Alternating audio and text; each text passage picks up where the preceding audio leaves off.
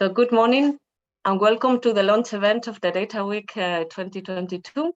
I'm Ana Garcia and I'm really honored to be one of the event moderators today, representing one of the co-organizers, the Big Data Value Association of BDVA, as a Secretary General.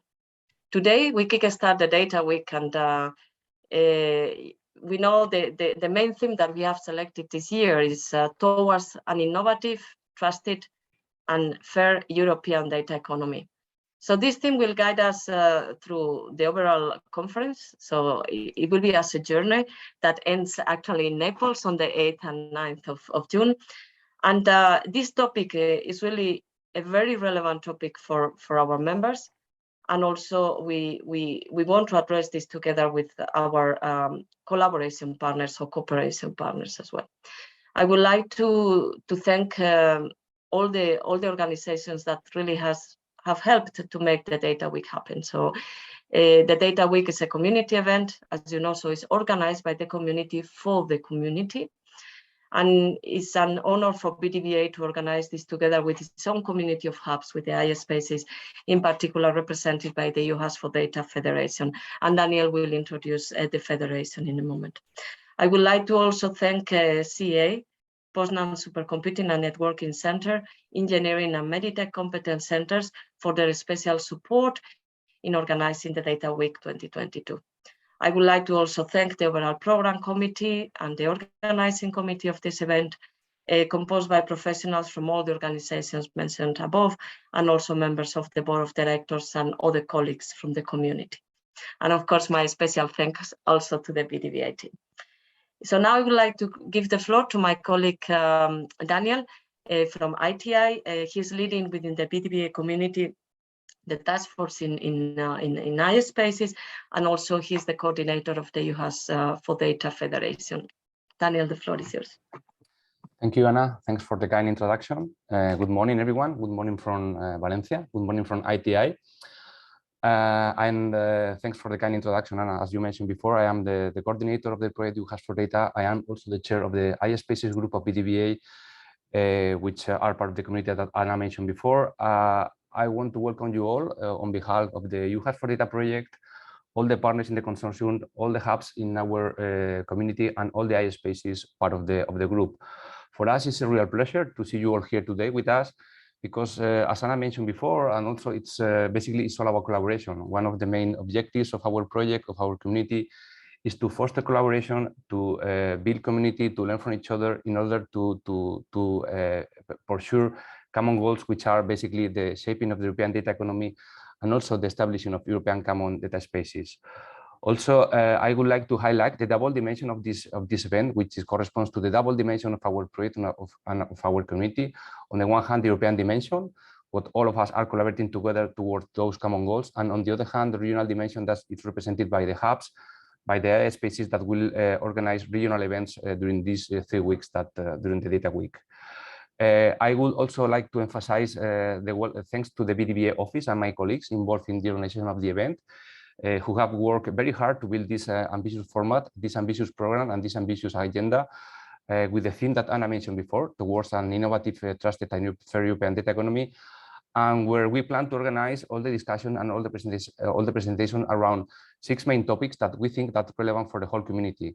And those 6 topics are data for trustworthy AI, Federation of Data Experimentation Infrastructures and Ecosystems, Data Spaces and Data Platforms, Regulation, Standardization and Innovation, Challenges and Opportunities for SMEs in the Data Economy, and Data and AI Technologies.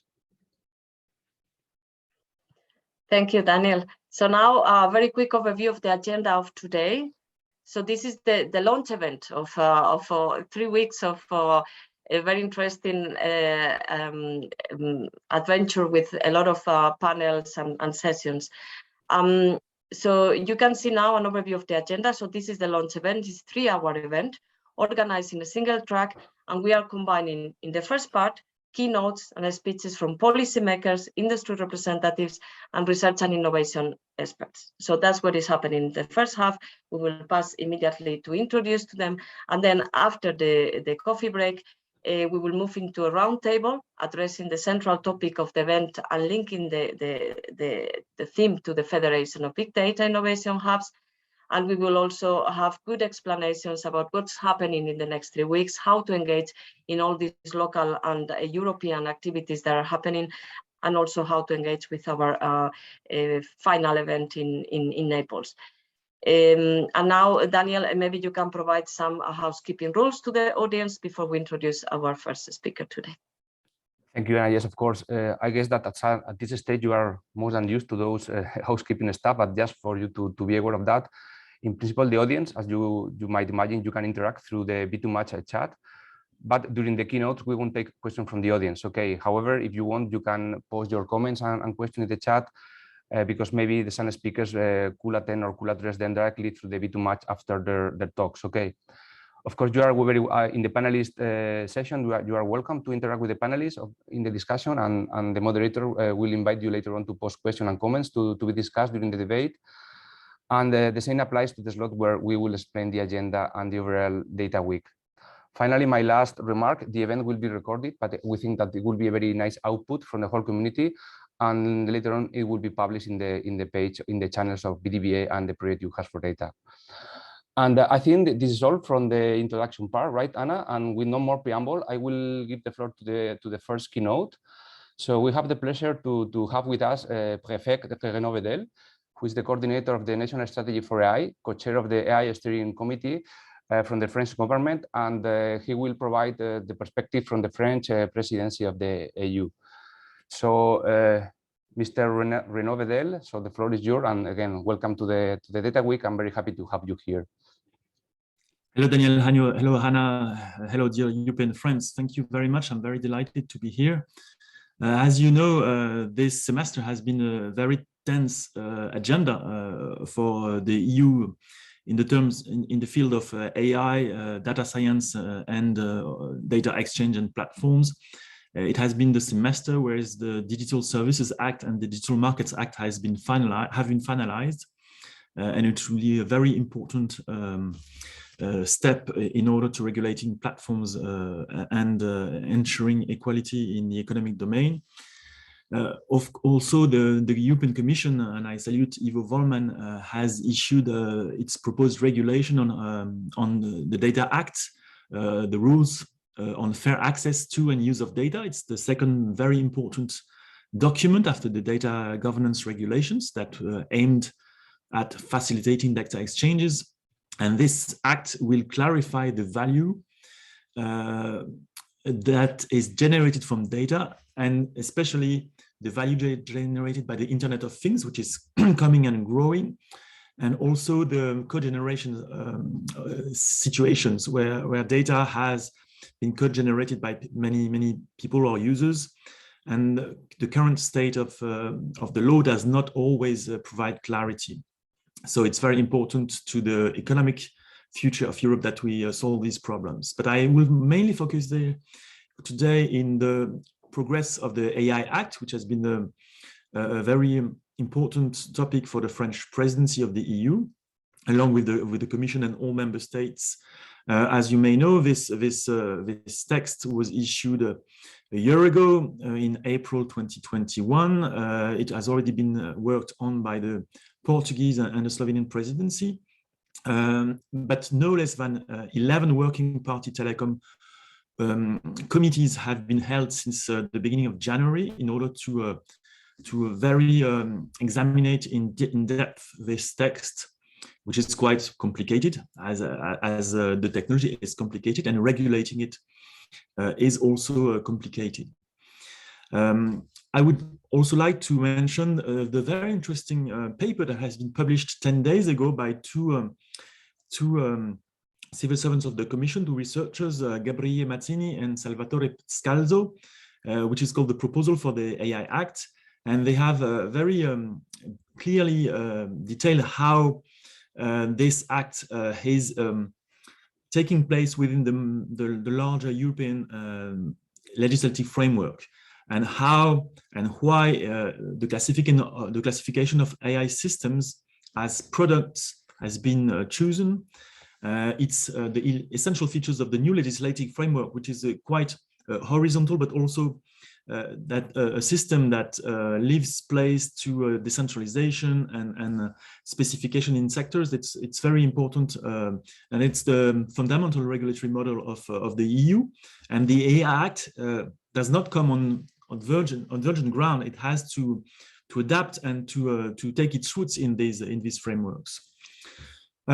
Maybe I could mention 4 areas where it has been very important to equilibrate, to balance the necessary protection of fundamental rights, which are at the core of European values, but also the need to support growth, competitiveness, and innovation, and by providing stakeholders in AI proportionate rules to support the development of AI systems and putting one on the market.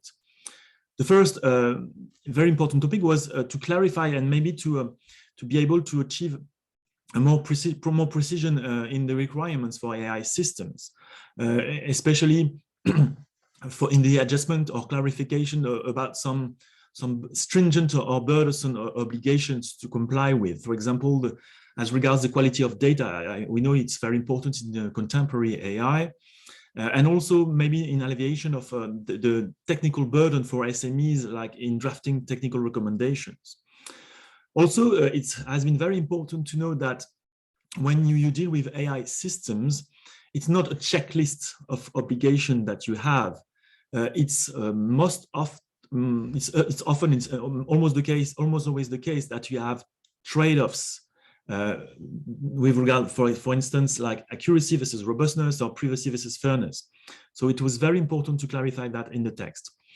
The second important thing was maybe to clarify and alleviate the conformity assessment, enforcement, and governance. As you may know, in the AI Act, it has been chosen to a trustworthy, as I could say, approach to rely on the providers on the market with self-assessment as the basic rule, and in some respects, in some fields, to rely on third parties.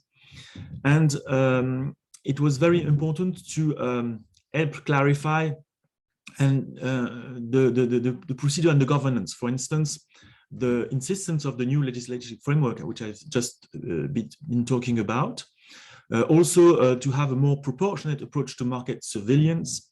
And finally, to help design a very important institution that is going to be set up, the AI board, that should be a very truly multi-stakeholder, multi-skills body with lots of different experts coming from different backgrounds, and not only even if they are very important, the data protection authorities or the national AI regulators. And again, it was very important to try to draft for SMEs special texts for alleviating their burdens.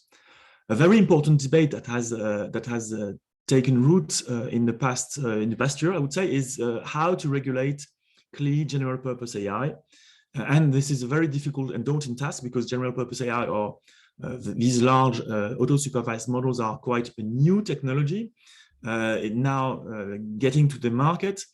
And it's again, it shows that there is a whole chain of responsibles between the first providers and then the one that put the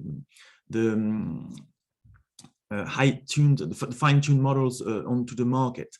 And we need to ensure a fair distribution of responsibility and a level playing field, with no actor being solely responsible for the thing. So there have been a lot of debate around this. I cannot be specific today, but you will see that we have strived to improve the text on that matter, but with humility, because it's a very complicated matter.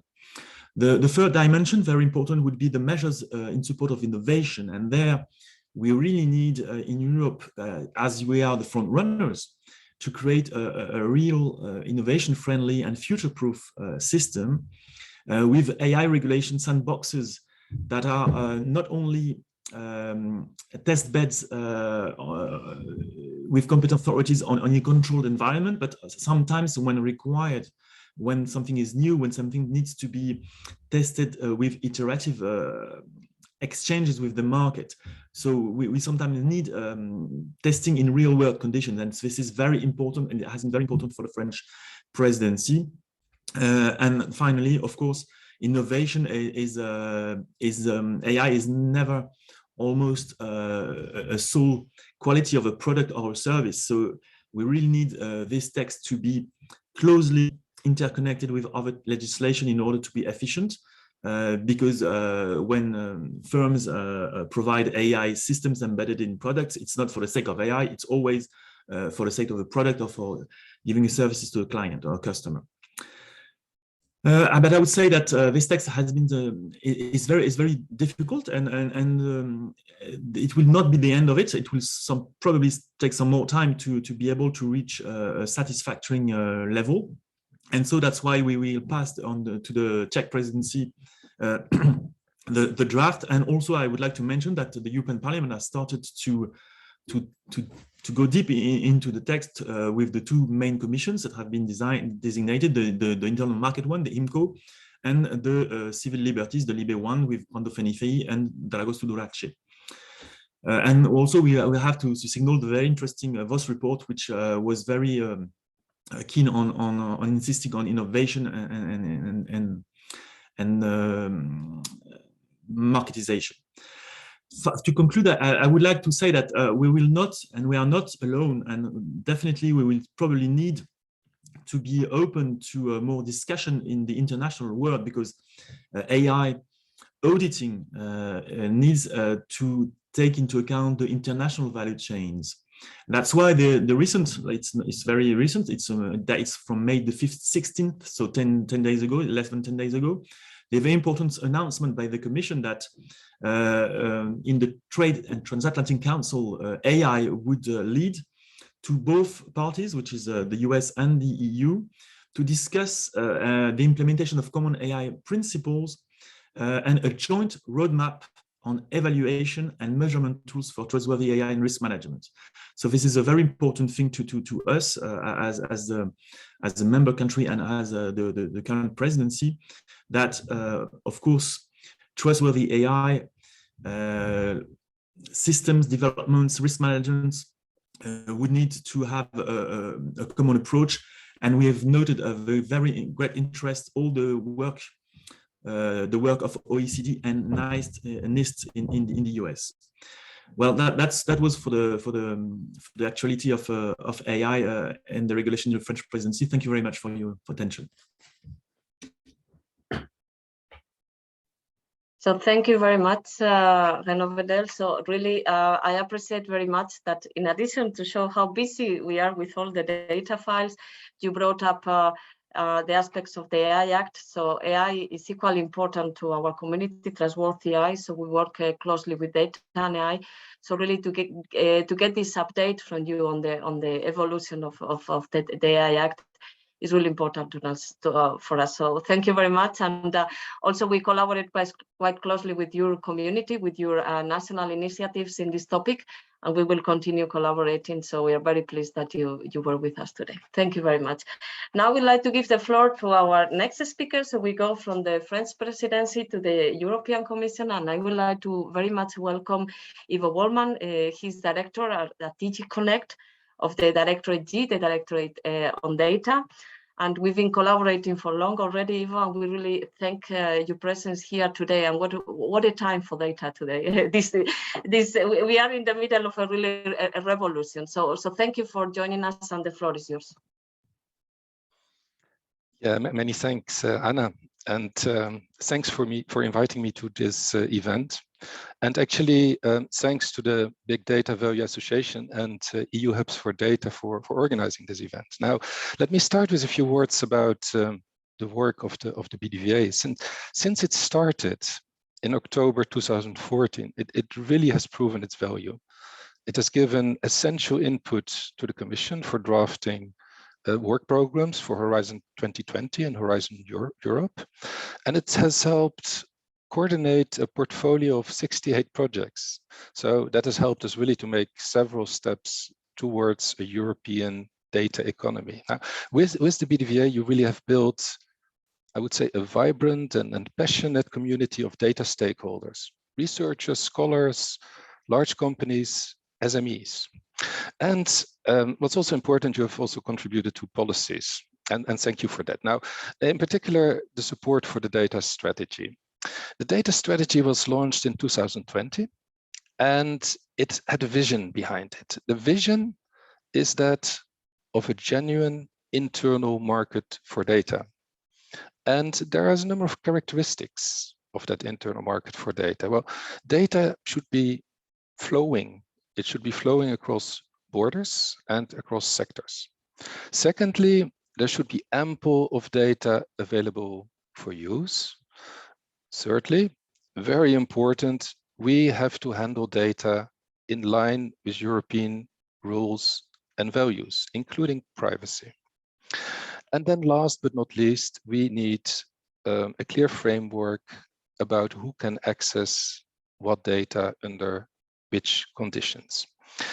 Now, this vision has received a very strong political backing, both from the European Parliament and also from the European Council, our heads of state and government. And we are now implementing the plan that's there in the data strategy, and we try to turn it into reality by focusing our efforts on two complementary but also intersecting dimensions. On the one hand, there is the cross-sectoral legislation that we're putting in place, and I'll come back to that in a moment. And next to that, we are working on the rollout of common European data spaces in strategic sectors and domains of public interest.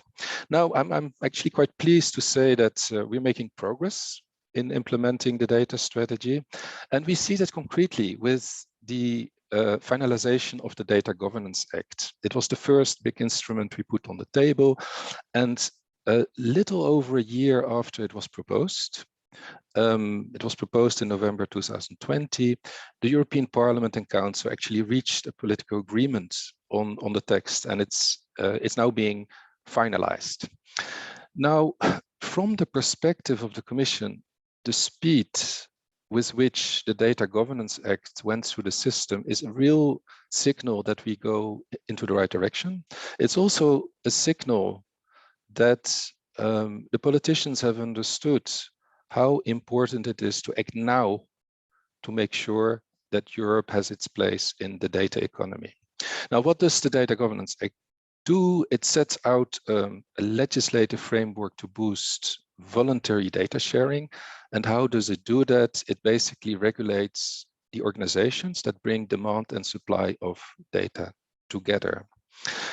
It also establishes a European Data Innovation Board, and watch that space. We are now starting to set it up, and this expert group is really going to be instrumental in the coordination of the common European data spaces, but also it will have a key role in cross-sectoral standardization and also technical challenges in relation to data. Now, then the Data Act, Renaud has mentioned it already. It's a second major piece of legislation as part of the data strategy. We put it on the table on the 23rd of February 2022. And in a way, it's the first legislation of its kind, insofar that it tries to ensure fairness in the allocation of data value among the actors of the data economy. What do we mean by fairness? Well, fairness is about finding the right balance between the interests of the different stakeholders, finding the right balance between granting more access to data and making data more usable, but at the same time, preserving incentives for manufacturers who produce IoT objects to invest. Now, the Data Act is addressing legal uncertainty related to the use of data, and it really enables access to data in certain ecosystems, and in particular in relation to co-generated data linked to IoT objects, smart robots, smart home appliances, smart cars. Now, the negotiations on this Data Act, they've only started a few months ago, but they're proceeding well. And I would like to thank in particular the French presidency for having taken up this file so energetically. Now, everyone again is aware that time is of the essence. There is a window of opportunity for Europe here, and we have to take that window of opportunity. The third legislative instrument I would like to mention, which is actually not that well known, is related to open government data. In Q3 of this year, we intend to adopt an important piece of legislation. It was also announced under the data strategy, and it's an implementing act on high-value data sets. Now, this is about open government data. There will be a list of high-value data sets in specific categories. What's the consequence if a data set is earmarked as a high-value data set? It means that the data will have to be provided for free in machine-readable format and through APIs. Now, that's typically the type of data that can be used also for AI. I'm thinking here of meteorological data. I'm thinking of statistical data and several other data types that are covered there. Then investments in data spaces. Now, the Commission is going to co-invest in the establishment of these EU-wide data spaces. And we do that through the Digital Europe program, Digital. We do it also through Horizon Europe and through the Connecting Europe facility. Now, there can also be sectoral specific legislation that reinforces the data spaces. What is a data space? A data space is a combination of governance, rules on who can use what data under which conditions, and data infrastructures in a specific sector. Okay, let me then turn to the research program. A few words on that. Now, the work of the last years has given rise to a very solid portfolio of projects on data analysis, legal compliance, and also privacy preservation. And it has also applied these techniques to several sectors like finance, healthcare, agri-food, smart mobility, and smart cities. And that's also thanks to the good work of the PDVA. Now, many efforts were also and are still being invested in development of data platforms and data markets, in promoting data sharing, and also making data sharing more efficient through automated contracting options, and also better searching of databases, standardization, and last but not least, tools allowing for privacy preservation and legal compliance. And well, last but not least, I would like to mention the work of hubs and federators, such as EU hubs for data, that are really crucial in reaching out to players that normally might not participate in the research programs. Now, what is next on that? The big data value PPP has ended, and we really appreciate your continuous efforts and contributions. And we're very glad to see the PDVA taking an active role as a founding member of the European Partnership for AI, Data and Robotics, ADRA. Now, the Memorandum of Understanding creating this partnership was signed in June 2021, and the recruitment of members for ADRA is in full swing. Now, why do we need ADRA? Basically, because data is increasingly fed into AI development, the results are going to be transformed into physical action by robots. The things cannot be seen independently anymore, and they have to be seen together. So that's why we would expect all partners of the BDVA, but also other companies and organizations to join ADRA ASAP. And actually, currently, not all the members of the BDVA are members of ADRA yet. Now, the new PPP is going to be our key partner for discussing the work programs, for example, of the coming years. And that will cover the interlinked areas of data, AI, and robotics. So we're looking forward to your continuing support as we keep moving forward on our exciting path towards a European data economy. Many thanks. Thanks a lot, Ivo. Many thanks for your talk, and mostly many thanks for your nice words regarding the community, for the story behind us, but also for your inspiring words towards the future As a person involved in many projects from the very beginning, as probably many of us, we really are happy that you see value in what we are doing and we are still going to do for the future. So thanks for your inspiring words regarding our project, regarding ADRA, and regarding the future that we are doing. Okay, so now I would like to introduce the next speaker, the next keynote. I think we will have the vision for the industry, but not only from the industry. So I am happy to introduce Thomas Hahn, the president of BDBA, but also vice president of ADRA, and from Gaia X, and also he's the chief expert software at Siemens AG, sorry. And again, he will provide not only the view from BDBA, but also from the Gaia X perspective and from the industry side. So thanks, Thomas, for being here, and the floor is yours.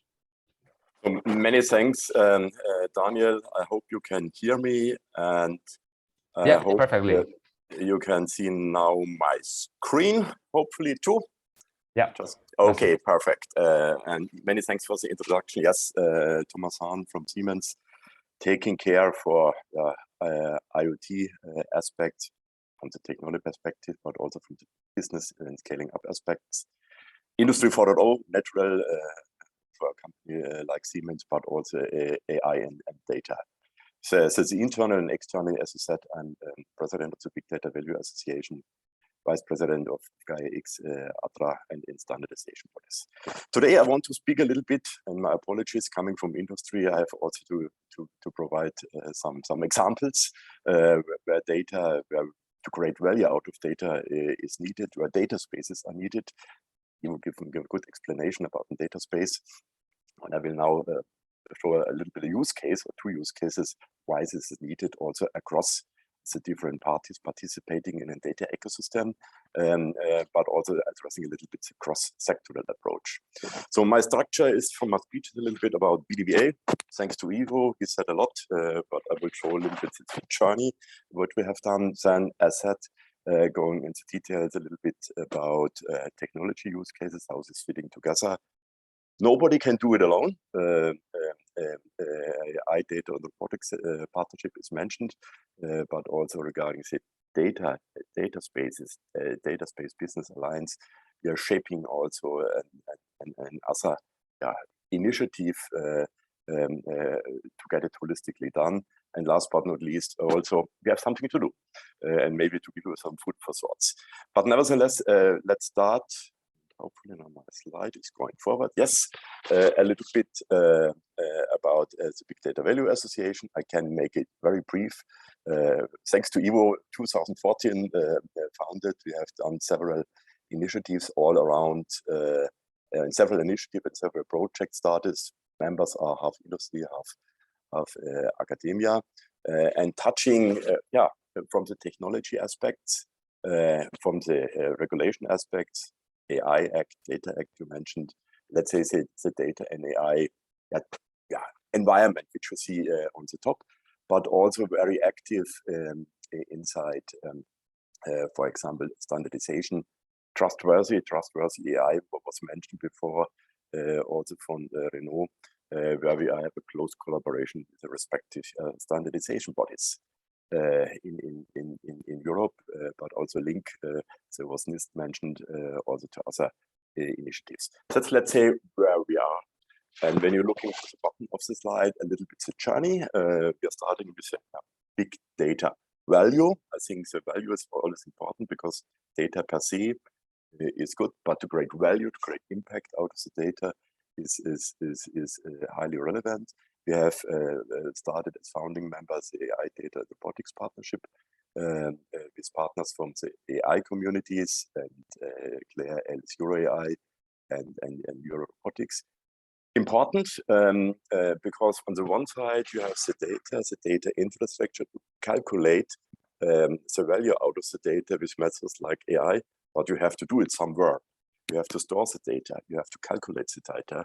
Where, let's say, the other topic is regarding the Euro HPC joint undertaking as a high performance computing, where we have some kind of environment. We have to store, to calculate, to train the algorithms. Trans continuum, also to have some project showing this. And last but not least, you have to look also how the different bits and pieces, verticals, infrastructure, data spaces, application AI is fitting together where we started the data space business alliance, but I will come later back to this. As an issue, I said it before, nobody can do it alone. We need this community like today. So very happy to open this data week, which you see here as a logo on the lower right side of the topic, but we have also to bring, and that's the reason why I added here, brings a broader European data community together. We have to look also to the left side, to the right side, to the AI, to the calculation side together, and very happy that Renault has given today also an opening, because we are also here with, and I think Anna mentioned this before, some weeks ago, in the events in France. It was virtual, but in France, so to say, regarding AI leadership, where we have a lot of discussion about AI standardization, trustworthy, what could be trusted labels. Brokering event mentioned from EVO, European Data Spaces, and last but not least, our regular event, big one during the second half of the year. Last year it was in Slovenia, Ljubljana. This year it will be in Prague, where we bring also together as a community. As a meaning, so bringing to the community together, thinking about exchanging information in a broader sense is absolutely valuable and needed. Now, as promised, and I apologize for this, also have to some kind of examples from industry. You see here on the right, on the left side, something regarding security, safety, and trustworthy European values. I think Renault explained this very well regarding the European values, but also security and safety aspects. When you're coming, depending on the industry, you have to look that the system, when they are trained, are really running, fulfilling the request, and that nobody is harmed when the system is running or is running secure and safe. And when you're looking at this, you have, and that's the reason why I mentioned this as an end-to-end value or the end-to-end view. You have to get the data, that's IoT stuff. I think you mentioned this before, to collect the actual data, the signals. You have to calculate this, maybe classical closed loop controller, but also with machine learning. You have to make a decision and you have an interaction. So you see here that somehow the chain which we have, or I have always in mind, and I think it was mentioned perfectly before regarding how this is, and it's based on data and knowledge, because when you're optimizing something, you have to know what you're optimizing. When you're looking to new business models, you have to know for what, also meaning the technology aspect. And as you see here, and by the way, this is also a topic where we as Europe, in a lot of segments, world market leader can build on it, expand and scaling up our business. And I think Ivo mentions this, we have a window of opportunity open where we can dig in. You know, data, calculating data, knowledge, data as basis to doing this, data to great impact is, let's say, what is we have here in our mind, and you see in the button, but it's only a topic, and apologies, mainly from the manufacturing industry where I'm coming from, some kind of application.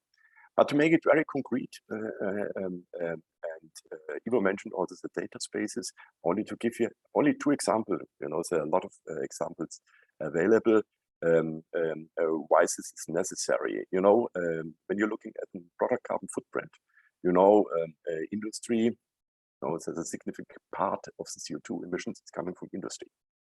And now, speaking as coming from a company which has own factories, for sure it's depending what you are producing. You see of the CO2 emission, not only seeing but optimizing this, you see on your own factories only a part. It's the so-called scope 1 and 2. This can be 10%, can be maybe 20%, can be 30%, but you see a lower part or less part of the CO2 emission in your factory. The rest is in the supply chain. You know, it's upstream, downstream supply chain, the so-called scope 3 emission. And now the point is coming with data spaces are becoming important. You have to have the transparency across the complete chain, end to end, to optimize this. First of all, to get the information, and second, to optimize this. One example. Other example, battery production. When you're looking at battery, battery production is enormous energy and water inside, and there's a lot of ingredients inside where we have dependency. It's the one side. The other side is that when you have the battery to be recycled, you can recycle 96% of the ingredients.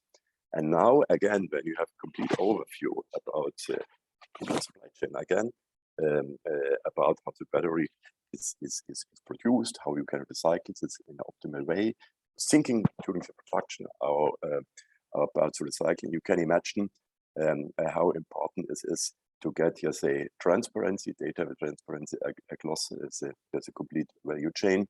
And Ivo explains this is our data spaces where you can exchange following some rules, like they explained very well, to optimize existing products, but also to have potential to have it to look to new business opportunities.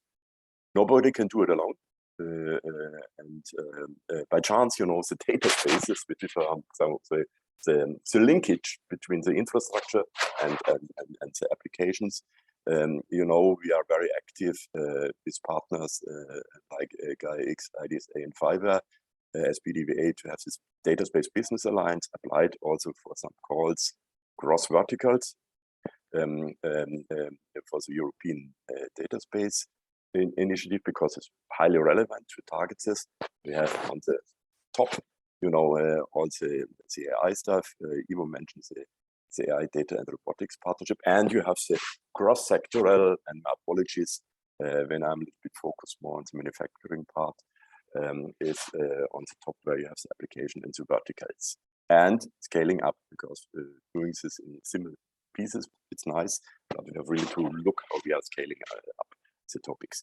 And on the button, but I touched this before, we have somewhere to calculate where to calculate and store the data and to create impact. And that's the reason why we are really focusing a little bit. Really, cooperation is key. Let's phrase it in this way. And you see here, I think for iSpaces, Daniel will for sure dig later inside. You see here on the right side, you see the hubs from Fiverr, EDSR, and the GaiaX hubs. And now think about, when you're going to the left, looking what are the Boston supercomputing later as an example for HPC, where we have also an overview of what has potential in Europe to calculate and store the data. Or when you go to the right, looking what are the AI centers of competence which we have. Meaning we are working really to get this holistic picture together, because as we see immediately, this makes us strong and helping also the communities, and I think small, medium-sized enterprise I mentioned before, where they find support for the application and to bring it to the market. To close my speech, as said, also there's still a lot to work on it.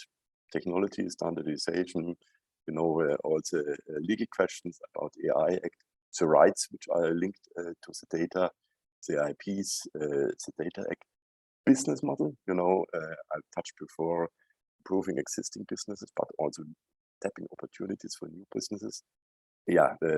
Scaling up, meaning also that we do something for our economy. What is the operating model? How is taking care for the data spaces in the different verticals, but also across verticals? As meaning a lot to do, and let's say nobody can do it alone. And I think one of the major topics are exactly this kind of conferences where we're bringing the people discussing, addressing these topics, and it was a pleasure for me to open with the colleagues this conference. Many thanks.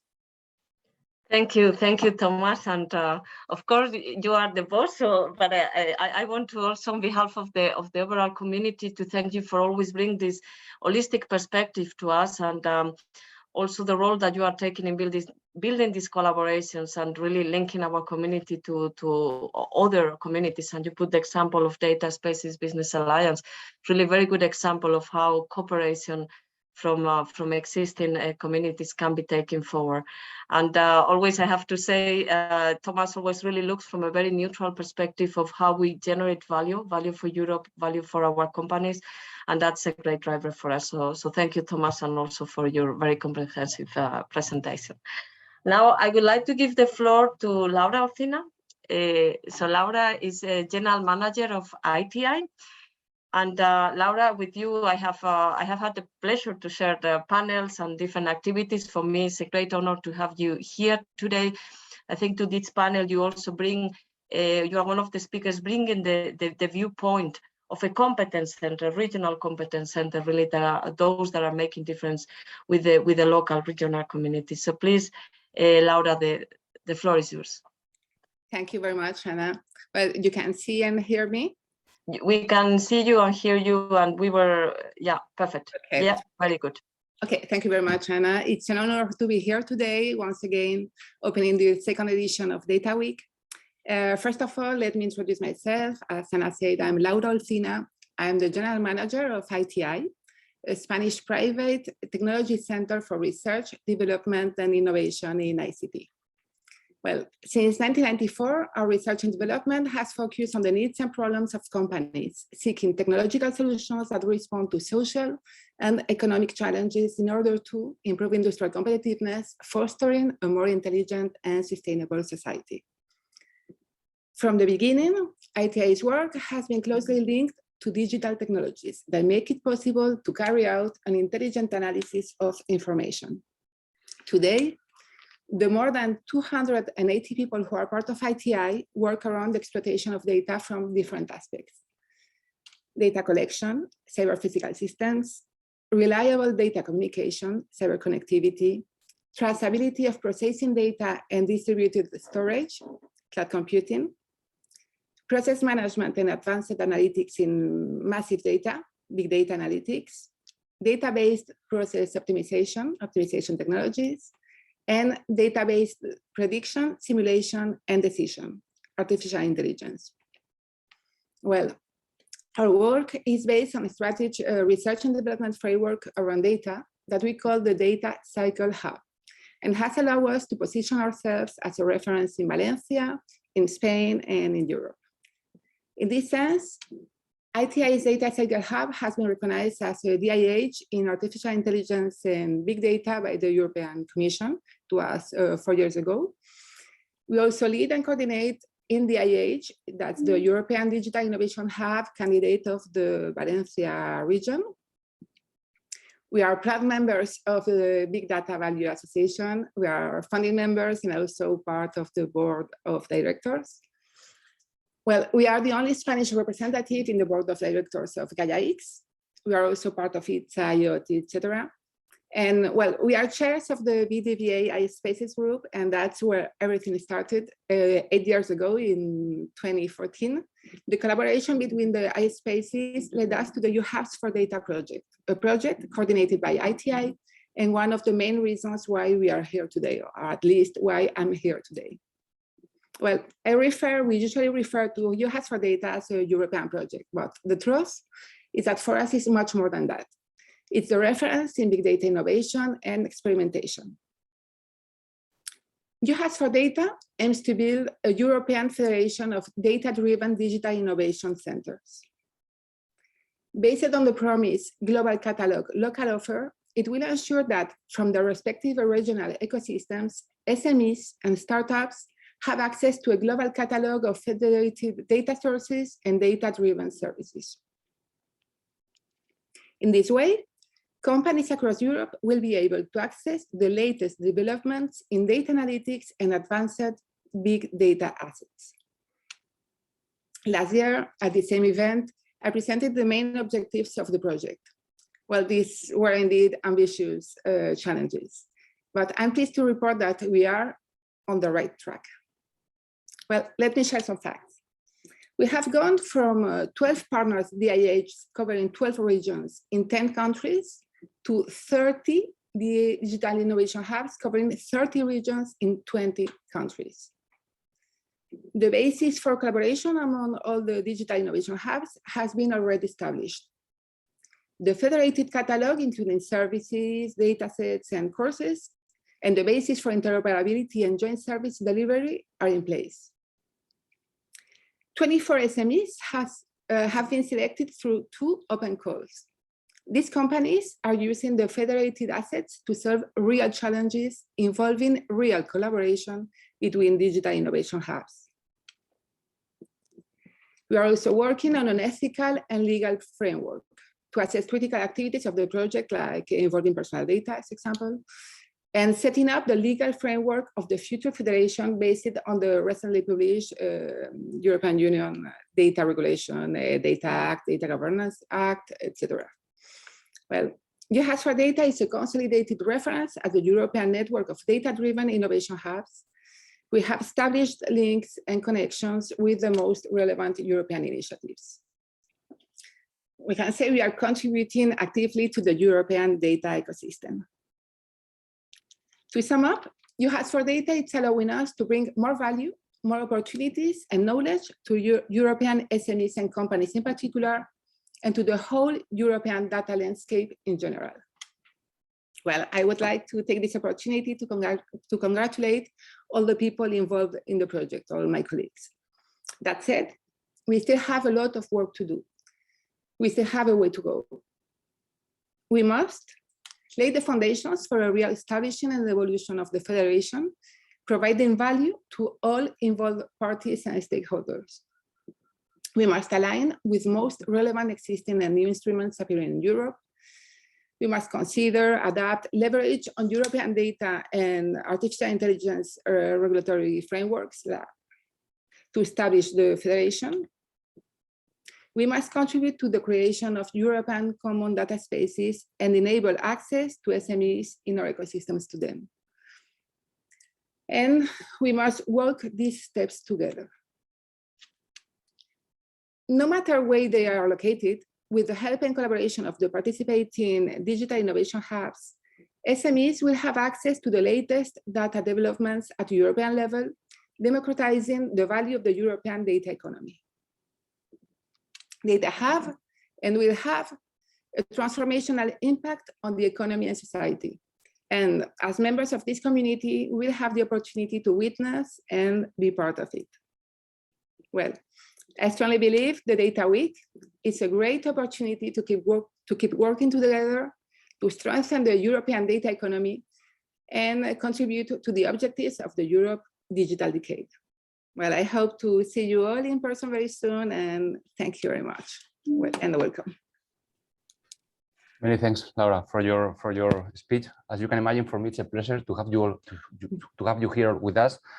Also, from your words, I would like to highlight, on the one hand, the commitment and involvement of ITI on those all activities that we are mentioned today, and the challenges that we have ahead of us. And on the other, again, to highlight this double dimension that we have, not only the project but also in the AI Spaces group and also as hub in the Valencia region and in Spain. So thanks all, Laura, and welcome to be here also. So before introducing the next speaker, I would like to apologize because unfortunately I have to leave now the ceremony at this time because I have to attend another important meeting in Jihad for Data, but I think I leave you in good hands, Anna's hands. So I hope you will enjoy the rest of the session and of course the 3 weeks that we have ahead of us. And of course, I look forward to meeting you all in Naples. Okay. So before leaving, let me introduce the next speaker, the next keynote, who is Norbert Meyer. Norbert Meyer is the director of the Data Processing Technologies Division in the Poznan Supercomputing Center, PSNC. They are an ISpace, and also they are a quite active hub and partner in Jihad for Data. So he can provide their view, again, from being a hub and ISpace in the community, but also from the research perspective. So welcome, Norbert, to our event, and the floor is yours. Good morning. Thank you very much for the introduction. Just to be sure, you can see my slides, yeah? Hopefully. Yes. Yes. Okay. So the presentation from my side will give a background of a national hub in Poland. and the role of PSNC, Poznań Supercomputing and Networking Center, to support infrastructure and services for infrastructure for data-driven science. First of all, thank you very much for the invitation, and we are very proud as PSNC to be a member of BDVA and a member also of EU hubs for data. So 3 years ago, when we were welcomed in 2019 to by the General Assembly and the BDVA, we started, I would say, in a formal way to become an iSpace, a trusted hub and space for industry and non-governmental institutions. Industry in a terms of supporting small and mid-sized enterprises, but also to support data-driven science and non-profit organizations, so governmental administration institutions, but also smart cities initiatives and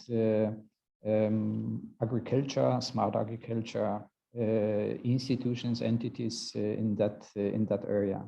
And 2022, when the EU hubs for data started, PSNC was becoming a member of the project, including the entire federation of EU countries. So the added values of the BDVA and EU hubs, the project was to, or is, in fact, because it's still active. The project is ongoing. Is to activate the areas of data-driven science and data-driven spaces for industry and governmental entities, and to integrate it and support from a technological level. That's the major goal of PSNC here. So we started and participated also to provide a catalog of services, European services, and I would say strong support to open experiments, strong support for creating and again giving a space and giving infrastructure for large experiments, for large applications in several areas. For example, the already mentioned agriculture, but also smart cities, Internet of Things, interoperability, and I would say more technological areas in the manufacture and industry 4.0. What is the background of PSNC? As mentioned, we are an operator of infrastructure, Polish infrastructure. So that was, I would say, the starting point several years ago when PSNC was established. Nowadays, we are connecting. We are an operator of the national network and also international link to worldwide internet and to the European JANT network. But PSNC is also an infrastructure provider, HPC, cloud, and first of all, the data repositories for scientific communities. And in the last years, we are also supporting industry. That was the aim coming from European Union and the Commission to support initiatives which are able to provide infrastructure and services, both for academia, but also industry. And that's the rule, and I would say that's the aim of PSNC in different areas. Starting from cybersecurity technology up to via industry and administration entities, and of course, what was the original goal to support science and for data services, science, data-driven science. Yeah. So what if we have a look in at the background? 2025, the expectation, or the simulation of IDC is the entire space and the entire capacity of data, internet data, will become 170 zettabytes, of data. So it's an enormous capacity, even in comparison to 2021, where we have about 45 zettabytes. It means the data and the information we are facing in several environments, especially in science and big experiments, is once very big. Second, we are not able to support and even to deliver such big capacity and infrastructure to capture the data. So there are several problems which we have to face and also solve for industry and science communities. Another aspect, we can imagine how, or we can see how the pandemic and COVID-19 times change the environment. So our working places. 2 years ago, 2019, 3 years ago, in average, 3% of people were working at home. 2025, the expectation is to have about close to 40%. Means the data, the behavior of a workspace will be totally different than 3 years ago. That's also a case where we have to provide special services for the economic, but also for science. That where we have to be ready for that. So PSNC, as mentioned, we are supporting HPC, the high performance computing in Poland, but not only, also in Europe, clouds, public and private clouds, and on top of the infrastructure and services, data services, but also applications, which are generating, and big experiments which are generating the data. That's the major aim on the operational level of PSNC. In parallel, we are doing also R&D, national projects, international projects like EU hubs, like projects related to HPC, but also IoT or cybersecurity. All of the projects, initiatives has to get the right tools and services to support really the core business which are done in these areas. Infrastructure of HPC. That's the current state in Poland. The infrastructure is connected to the European initiatives coming from PRACE, the Partnership for Advanced Computing in Europe, and EuroHPC, the new initiatives of the European Commission to establish and to build an innovative infrastructure for HPC. Yeah, that's the background of computing. But first of all, if we see the computing has to be supported by, of course, the data services and the infrastructure. Without this services, computing and data-driven science will not exist anymore. So first of all, when we are talking about supporting, is to deliver in a fast way big data capacities, which are the raw data for HPC or for cloud computing. then we are supporting, and the expectations coming from the communities are to back up, to store the big amount of data. Yeah, so data and information, which are the output of the computing. And finally, we would like to reuse the data, both raw data, which are coming from big experiments or discoveries, but we would like to reuse also the information, yeah, which are captured in the data repositories.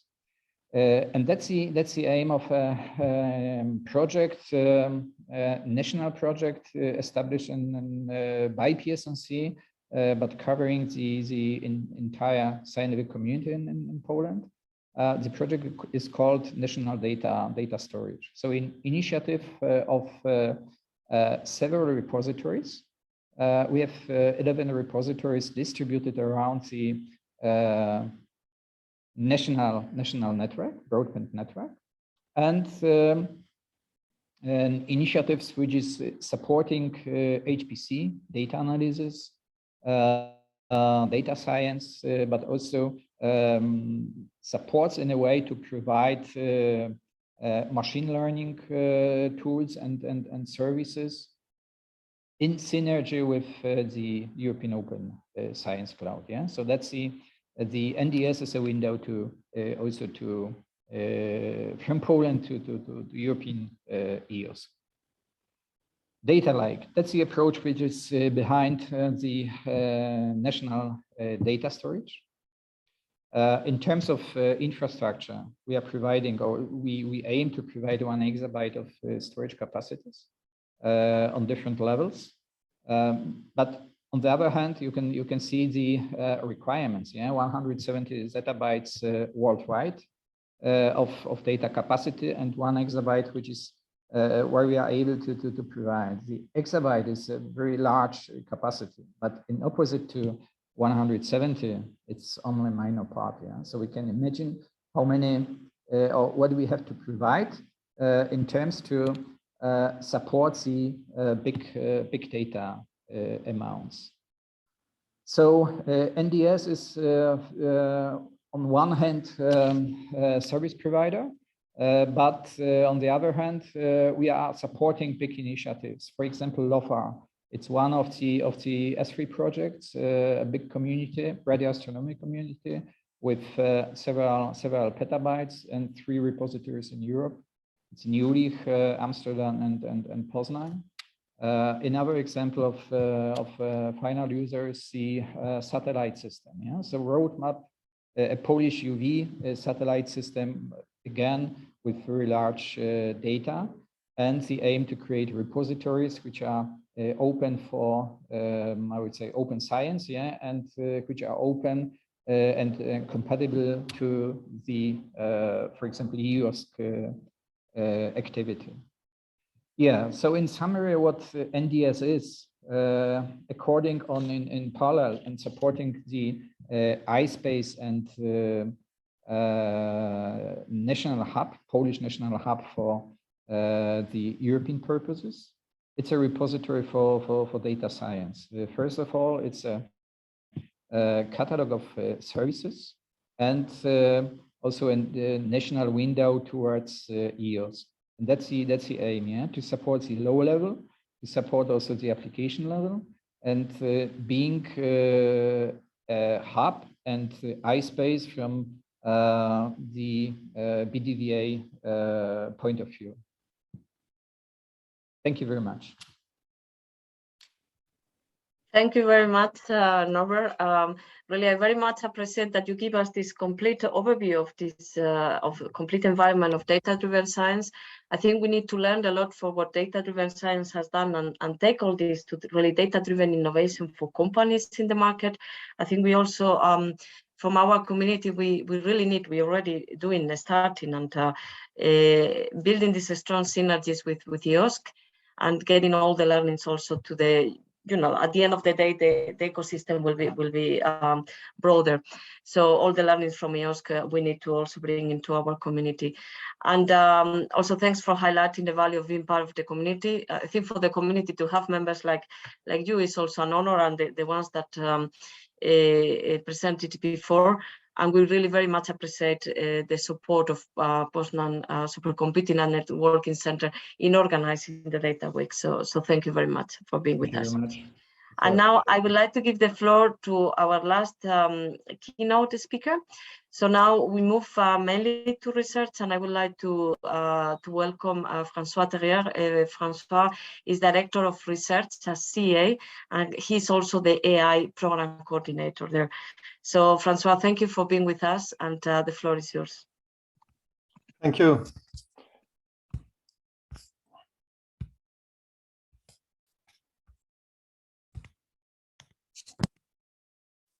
Okay, so first, I would like to thank you for the invitation. It's really a pleasure for me to participate to this opening event of the Data Week. My presentations will concern the CEA's activity related to artificial intelligence for industry and society. So just first, I would like to recall who we are. So we are the Alternative Energy and Atomic Energy Commission, CEA, that is a French public research and technology organizations. So it means that we are dealing both with technological research, but also with fundamental science and research, with the following field of expertise on low carbon energies, digital transitions, health, defense and security, circular economy, fundamental research. So it's a huge institutions with more than 20,000 employees. We are publishing a lot, and we have a lot of industrial partnerships supporting our research. But now we will focus on digital transitions and in the particular aspects for the impact of AI. So digital transition can be considered at the CA with three coordinated axes: data, AI, and robotics. So concerning data, we have a lot of activity related to high performance computing, simulations, data analytics for energy, life science, astrophysics, climate, and so on. With particular attentions, it's one of the characteristics of CEAs is to deal with security aspects, confidentiality aspects, and obviously the RGPD. And we have also a new program just launched on quantum computing in order to have some new performance solutions. Related to robotics, we are focused on human-robots collaborations, in particular for manufacturing, but also maintenance, pharmaceutical applications, and so on. And it concerns the development of collaborative robots, exoskeleton, haptic interface, and several other solutions, with a particular attention on safety, security of the operators, and more new programs for auto-adapting and auto-learning robots. So now AI. So I will detail this in the next slide, so I don't spend more time on this one. So AI, what we have in the view is that AI is massively deploying everywhere. This leads to two societal and economic challenges due to the fact that AI will be in many objects, products, systems of the current line and of industry. And if we are thinking about automatizations, it means that we will have some question of trust of the automatized task. And if we have a lot of data and computations to perform the functions, we have to consider the challenge of frugality.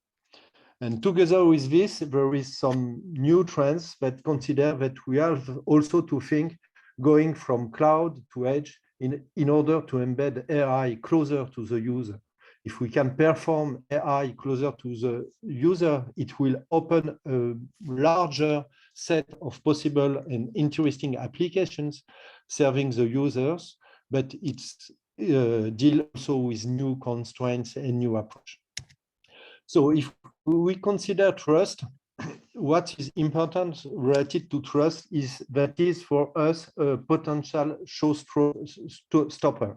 If we don't deal correctly with these aspects, it's clear we could fail in the adoption of AI. So it has been identified by the European Commission, by the national authorities also. It's now also obvious at the world levels, but it remains a challenge. The problem is not solved. It's not because we are setting up some regulations, and it's quite essential to have the AI Act and the corrected regulations, but we have also to work on the solutions to assess the trust of the AI-based systems. And there is two aspects for this trust. There is a software engineering subject related to how to certify, how to assess the quality, the safety, the security, the privacy, the reliability of the systems are for any other systems with or without AI, but we have to deal with the particularities of AI in these processes. And also we have a subject related to the usage of the AI, because AI often is a solution to build new services closer to the human aspects, and in relations with humans. So we have also to deal with interpretability, explainability, transparency, fairness, and to think about its societal impact and ethics. And all these points, there are a lot of research ongoing, but we don't have all the solutions. So it's quite important to develop the solutions and to capitalize the element of solutions into platforms. Second aspect is it's also for us a key for the deployment and the sustainability of AI deployment in the industry and society. And for this, there is also two tracks. One, to improve the efficiency on the way to develop AI by the technology, to execute, AI. So by the technology, microelectronics, components, and architecture, it means providing new electronic solutions, more performance, using less energy, and able to perform learning, including learning and experience at the edge.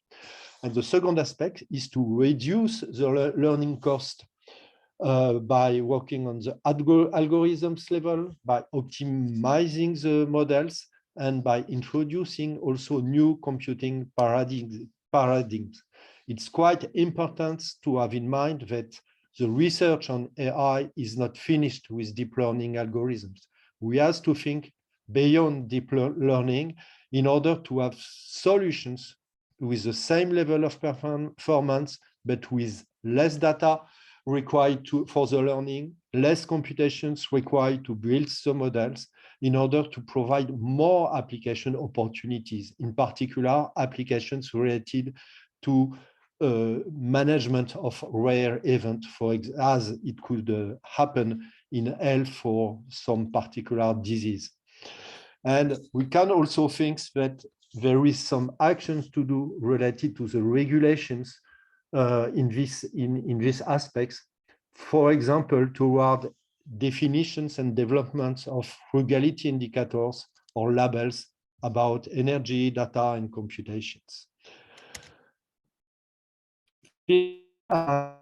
Some examples. So initially we start in 2016 with participating to the Kitty Vision Challenge. We win a prize for localizations and detections of vehicle in a scene.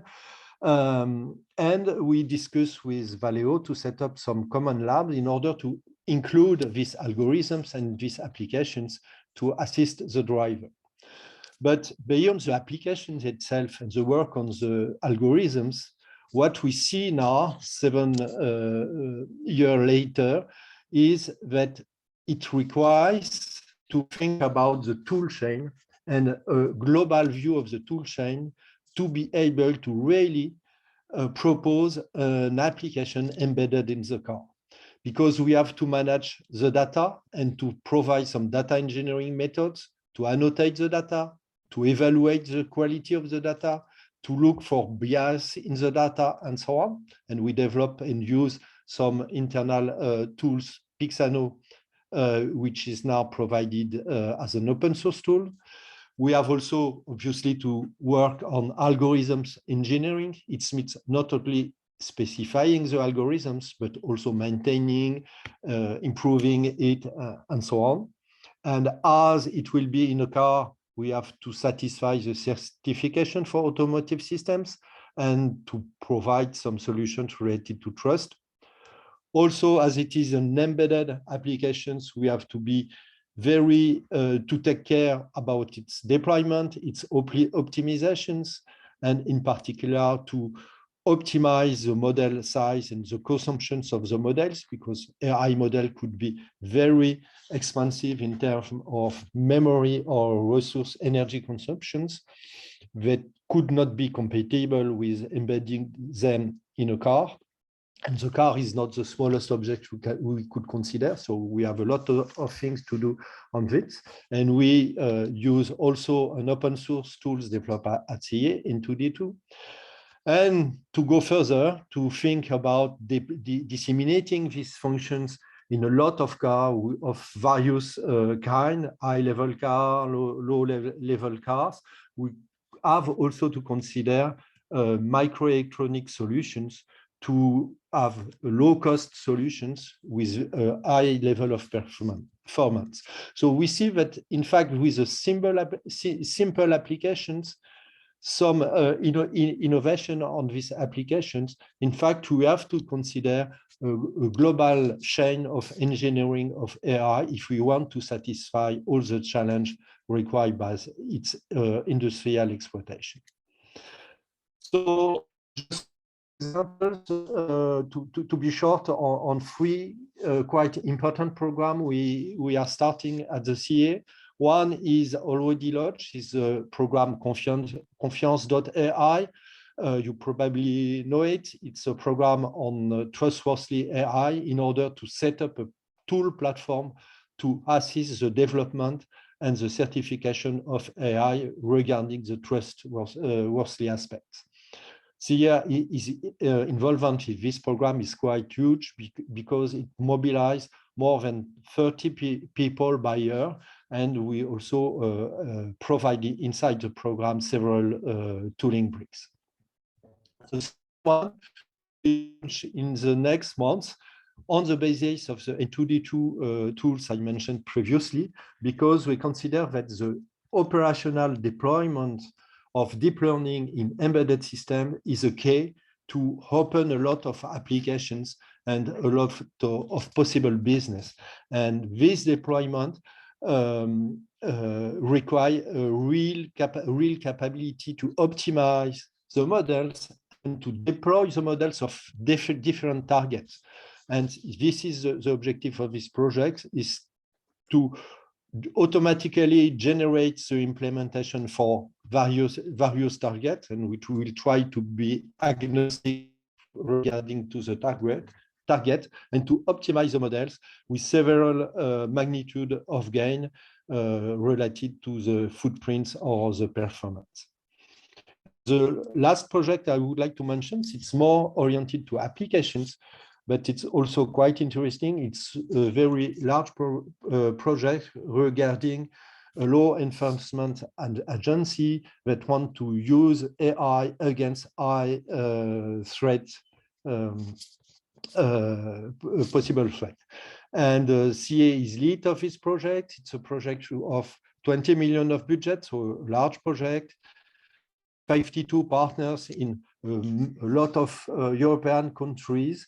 And one of our focus from CEA in these projects, in addition to the management itself, is on AI security. So how to assess the cyber security of AI application for this kind of approach. So just to conclude, AI is huge and everywhere, but we urgently need trust or quality, frugality, including for embedded systems, and some considerations related to usage. It means related to societal impact, and ethics impact of AI applications. It's not sufficient to be able to do a task, but we have to think about the impact of this task related to the society. It means the development of technical and quality standards, of regulations. So something is ongoing on Europe, but it's quite nice. And we will participate to ADRA E, so the CICA supporting ADRA, in particular in relations with the standardization aspects. Thank you. Thank you very much, Francois. I very much appreciate many of your inputs, but in particular, you mentioned Confiance.ai, and we already started collaboration with them, with the group from the BDBA, from the European community, and we really want to strengthen that further. And also, I very much appreciate that you brought these challenges ahead from the research perspective. That's what we wanted to see. Still a lot of things to do. And personally, I like very much this holistic view on the tool chains, how really, if we want to develop and deploy AI systems, we need all these roles, all these functions and all these tools, and to have clear this also, let's say, holistic perspective of this. So thank you very much. And also thank you to CEA for all the support in organizing the event. And now we really would like to thank all the keynote speakers. So we had very good perspectives from policy making and also for the regulation side, from the industrial side, from competence centers, local, regional, national competence centers, and from the research. We talk a lot about research, innovation, about trust, about fairness. And now it's time for a 5 minutes break. And please stay with us because we have a fantastic panel coming after all these keynotes. With very, very good speakers that from also different perspectives will discuss this topic, and also will bring it closer to an action plan towards the future, really to support different players in Europe to enter in this data economy. So now 5 minutes for a break. Thank you very much.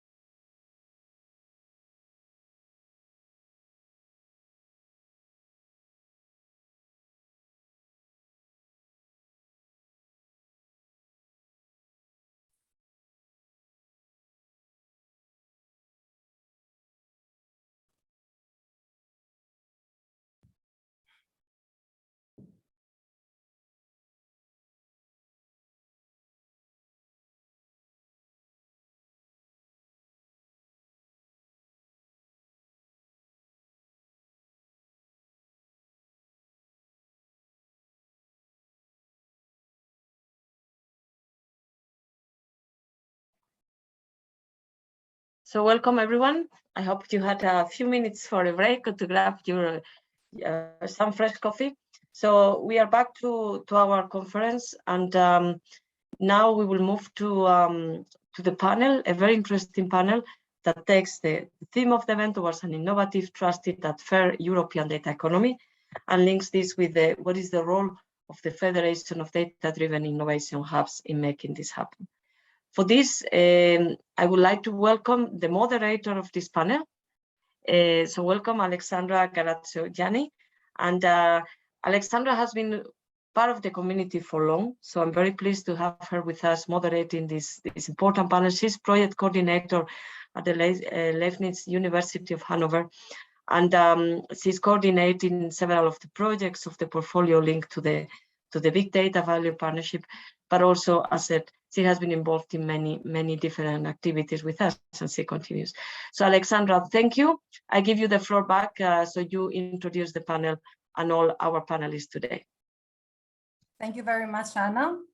Warm welcome from my side to our attendees. Welcome back to the opening event of Data Week 2022, brought to you by the BDVA Association and the EU Hubs for Data project.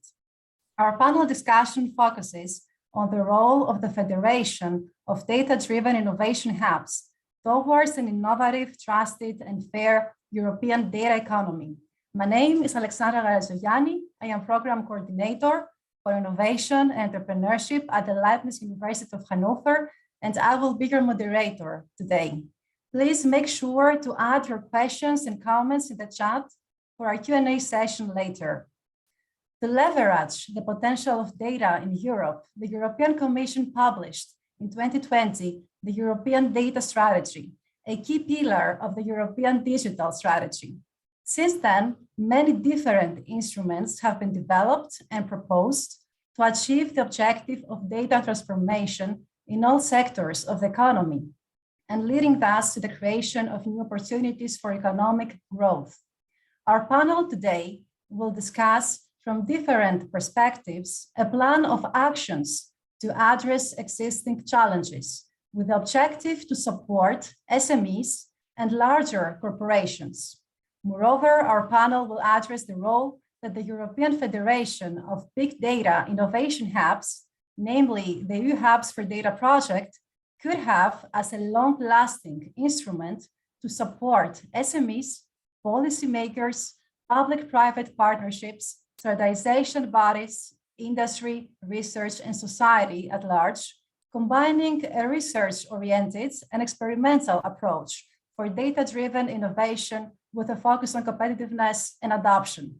Now, I would like to welcome our panelists that are leading experts covering a wide range of perspectives and angles as per the challenges, action plan, and role of the Federation. I would also invite our panelists to give us a quick introductory statement as per our discussion topic and the objectives of the session. Welcome, Richard Stevens, Associate Vice President at IDC. Hello, thank you very much, Alexandra. So I'm Richard Stevens. I'm the Associate Vice President here in IDC and Director of the European Government Consulting Unit. IDC, you probably know, is a global market intelligence company. We've been following technology markets since 1964. So we know a little bit about about the data sphere. You know, just our name, International Data Corporation, might give you a little bit of insight into the types of things we do and why we are focused on data products, services, and the data economy. What I'd like to do today is just to give you a very brief interview, or helicopter view of what we're talking about and why Federation is so important to Europe. I'll talk about two concepts, which are the data market and the data economy, and legislation and regulation, what that effect that has had. And I'll finally go through some suggestions for promoting initiatives like EU Hubs for Data.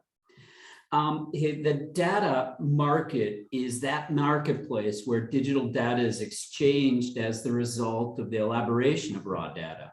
So the data market captures the aggregate value of the demand for digital data without measuring the impact, right?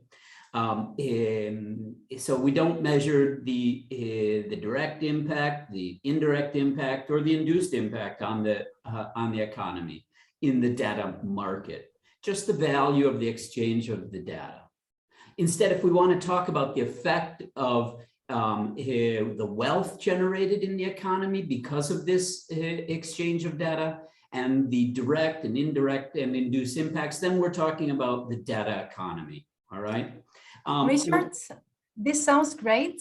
Maybe we do the quick introduction of our other colleagues. I'm sorry, I thought you wanted me to go through this. I'm sorry.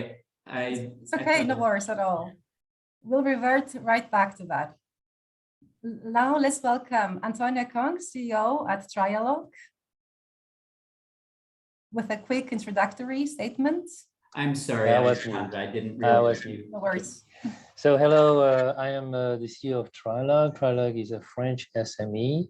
We focus on the Internet of Things. We used to call that embedded systems. We've been working on smart meters, mobility, charging stations, connected vehicles, and it's a program that is ongoing and will go for maybe decades, okay? I'm very much involved in standardization, IoT, AI, digital twins, security and privacy, trustworthiness. And I'm part of an initiative where we are working together, not myself, on 4 position papers on data space, 1 from BDVA, 1 from IoTI, and 2 from European projects. And I think we can bring together an impact on data space in Europe. Thank you. And I'll talk about my stuff later. Absolutely. All our panelists will have a chance to talk more. Now I would like to welcome Nathalie Bertel, legal researcher at CETIP Kaoluvon IMEC. Yes, thank you, Alexandra. And I'm indeed, as you mentioned, passionate about research, about the valorization also of research for our economy and our society, and always looking for new opportunities. And I'm very honored that I've been invited to participate here to the panel today, and I can represent a team of researchers, 90 researchers in law and ethics, with expertise on data regulation, data governance, security and privacy, ethics and intellectual property right, competition law, and platform regulation. So broadly speaking, it's all the legal and the ethical aspects of data and technology innovation, and combined with knowledge on sector-specific regulation in a wide array of domains. Thank you. Thank you, Nathalie. I would like to welcome Jeanette Nielsen, AI ecosystem driver at RISE. Thank you, Alexandra. RISE is the research institute in Sweden, and we are covering all Sweden in different areas. And I'm working with data science. My job is then to connect the ecosystem in Sweden with researchers and small, medium-sized companies especially, and also to the European context. We are working a lot with, and I'm also working with the iSpace that we have, a data center. So we are helping SMEs in different ways, and I can tell you more about that later. Thank you. Thank you, Jeanette. And last but not least, welcome Alberto Gago, member of the Cabinet of the Secretary of State, Digitalization and AI, Spain. Hi, thank you very much for the invitation. So you already introduced myself, but I would like to introduce a bit the Secretary of State, Carme Artigas, who is our leading expert in reality in all the data economy, and whose positioning towards the European Union is the one of creating a true data sovereignty, not only for companies, but also for individuals. Just as a very context-wise explanation, the Secretary of State for Digitalization and AI belongs to the Ministry of Economy and Digital Transformation of the Government of Spain, which is led by Vice President First and Minister Nadia Calviño. Thank you very much, Alberto. Now, let's proceed with a statement from our panelists about the main challenges, proposed actions, and role of the Federation to develop an innovative, fair, and trusted data economy in Europe. Now, I would like to give back the floor to Richard, who is our expert when it comes to the macroeconomic environment and the latest market information. Richard, the floor is yours. Okay, so I'll go back to where I was before. I mean, essentially kind of giving you a helicopter view of what's happening. And I think it's important to do that. You know, we're not studying things like federation and all that it concerns for some obscure reason. We're doing it to help the European economy. We're doing this exclusively to create jobs and create a better working environment and get more value out of data, right? So we have to look at the numbers. We have to see where we are, and we have to see what could happen to those numbers. All right. So just to give you an idea of where we stand right now, 2021 has been an interesting year. I mean, all expectations were kind of thrown out of the window with COVID and the rest of it. And the data market and the data economy actually grew better than the rest of the economy. So that's, of course, very, very positive. The data market grew by about 4.9% in 2021, while the data economy grew by about 3.6%. And to give you a little bit of perspective, however, the same calculations done in the United States, the data economy in the United States grew by 14.4%. So we are not, we're not doing as well as some of the other countries. We're not doing poorly, but we're not doing as good as Japan, as the United States and maybe some of the Asian markets.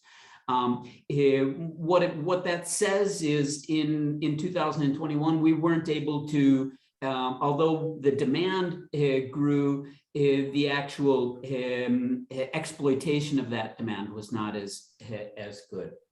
But what's interesting to think about is also the jobs that were created and the data professionals that came up in 2021. We saw a strong growth of data professionals with about 3.8% growth of people working in data-related companies. The data companies themselves grew, but not quite as good as some of the other sectors, with suppliers growing at about 1.8% and users growing at about 2.1%. I'm giving you these numbers so that we can put them into context and see what will happen if we do focus on things like federation. In 2025 to 2030, we expect, if nothing else has changed, if we continue to go forward on the status quo, we expect the data market to grow at 3.2% with a compound annual growth rate, and the data economy to grow at around 5.3, which means that in the future, based on what we're seeing happening now, we're able to exploit much better data markets. And we also see data professionals growing at 3.4%, and those companies that are supplying and selling using data growing at around 3% each.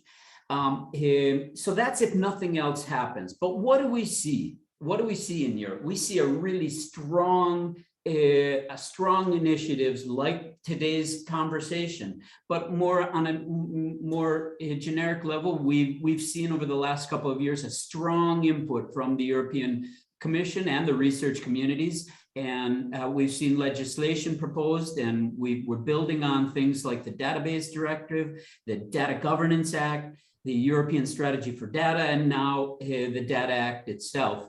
And we really think that these types of initiatives can unlock the potential to allow the free flow of data across Europe and help companies exploit that data, make them feel more comfortable to do so. And if that happens, we have another scenario whereby the data market will grow somewhere up to 6.87%.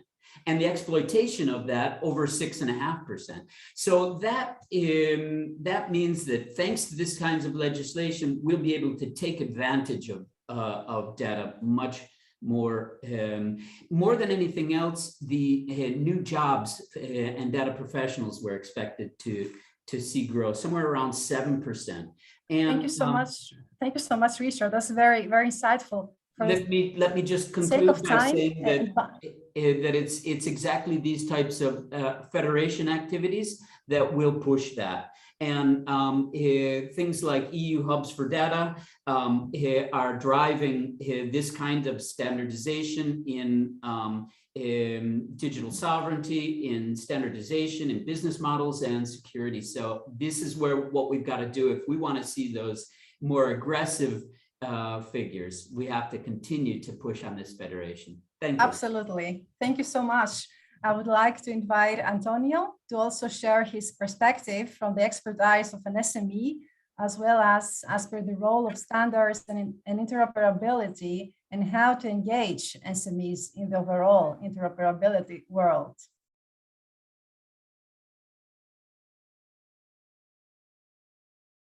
Antonio, your mic.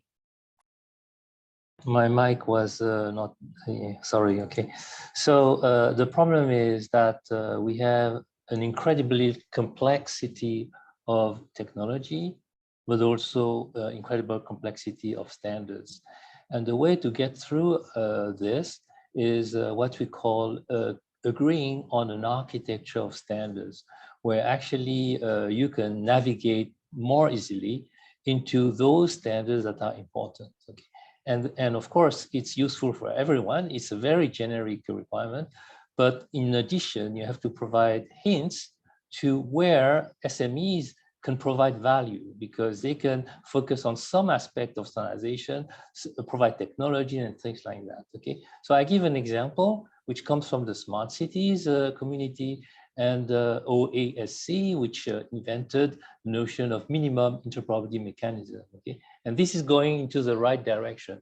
There are other ways to do this, but this is very important. Okay, we have started this for data and AI to work on these architectural standards, and maybe itself will become a framework of the standards. But in a nutshell, it starts with use cases, okay, then concept and processes, then architecture and interoperability, and then system standards. Okay, so in this architecture of standards, the SMEs should find what they should read, what they should learn, and where are the possibilities.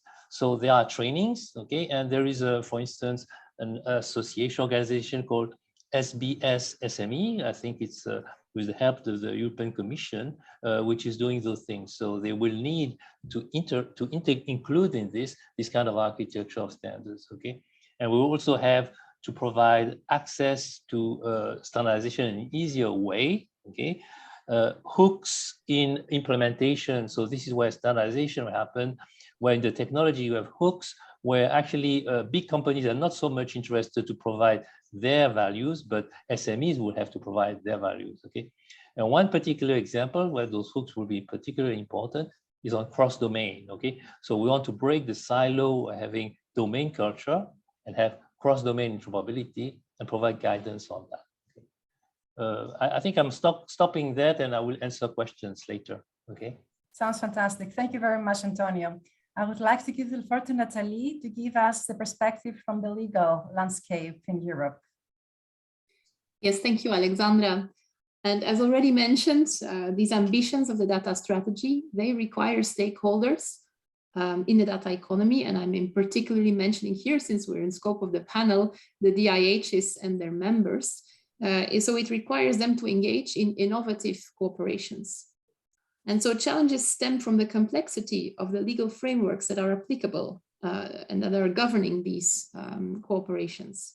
And dimensions to consider are like EU versus national law, horizontal versus sector-specific legislation, economic law versus fundamental rights, and moreover also concerns about potential anti-competitive effects of those cooperations. So as a legal partner in EU Hubs for Data, we can connect this to an important finding, namely reusing and repurposing of data, it requires effort, not only technically, but also legally. So to get those data into shape for reuse. So let's think about data formats, quality, accuracy, security, anonymization. So here already the DIHs and the Federation play an important role in the creation of this catalog, the online catalog of data sets, data-driven services and courses. But now there's a next level, like a step further. So if we see the ambition of the data strategy, we see the creation or the intended creation of the data economy, the data spaces. So there's another layer of challenges of conflicting interests of data holders, data users, third parties related to the data. And as an increasing amount of the data and data-related services are considered essential infrastructure, it's really important to find this balance between these conflicting interests, so as to allow for data use in a fair way. So enters the fair, so a fair way, a fair balance between the holders, the users, and the third parties. And we believe that the Federation could also play a role here to achieve this, to achieve the operationalization of this balance that is to be created. And we feel that the Federation could contribute towards the concept of legal interoperability. So this concept of legal interoperability has three dimensions. The Federation could leverage its forum to help reach a common understanding of the legal environment that is under constant evolution. And it could work towards the creation of a common vocabulary, legal and technical. And as was already mentioned and very important, it could contribute to the facilitation of this implementation of this created balance between those different policy objectives. And I think here it's really important to take into account, if we're looking for this balance, this fairness, that we take into account principles like equality, accessibility, transparency, neutrality. And looking at these principles, I think there is really important role here as an actor for the Federation, or for an actor like the Federation. And from the legal perspective, we could use known concepts like neutral market facilitator, neutral data intermediary, data and digital utility. So those concepts, they are known from the E-Commerce Directive, from the Data Governance Act proposal, from the Electricity Directive. So those concepts, we can use them to actually, in a collaborative and inclusive way, help further define the role of the Federation. And I would be very happy to, in questions, also get back to this. That was it for the opening statement. Thank you. Thank you very much, Nathalie. I would like to give the floor to Jeannette to share with us the perspective from the Hub, iSpace, and the EU Hubs for Data. Thank you. Most companies that we meet, they are fairly advanced. They are often spin-offs, and they work with us in research in projects. So they are kind of easy to meet, and they know about AI Act, and they know about data. But we meet also companies, and we are trying to meet more of the companies that are working as subcontractors to the industry, because since the industry in Europe is also under transition, working green and digital, for example, the fossil-free steel that are in the region of where I live, that puts new demands on the subcontractors. And many of these SMEs, they are not so used to working with the data. They don't have much of the data. If they are really small SMEs, they maybe have all the data in their heads and in their hands of the employees. So we are working in different areas. We are working with super advanced the SMEs that have really good use of all of these networks of training of the Federation that we have in the EU Hubs for Data, so they can share experience. Sorry, and then we are also trying to work with the local and regional SMEs to enhance their knowledge, so that they actually also can participate in more advanced steps on this, and eventually use AI, as we have heard earlier speakers. So we work, the absolute best things that we see on a regional level is that we have this network, we have experts, we can use infrastructure and testbeds in all countries and all of the hubs that are participating. So since this is also driven from a bottom-up perspective, this is very strong. So I think, and it was also nice to hear from the Commission how much they have been using all the inputs that we're coming with, so that we can really together build a stronger Europe. So this is something that we see is very, we need to do a lot of things for the companies that are not so advanced in using data, but also enhancing the ones that are. So we are doing this a dual thing. So I can also answer a question if you want to know exactly more of how we're doing it. Thank you very much, Jeanette. Now I would invite Alberto to share with us the perspective of a member state. Hi, thank you, Alexandra. Yeah, I would like to. I mean, it's very interesting, the panel, because we have tackled the, let's say, the standardization, the economic, the legal, and also the ecosystem building.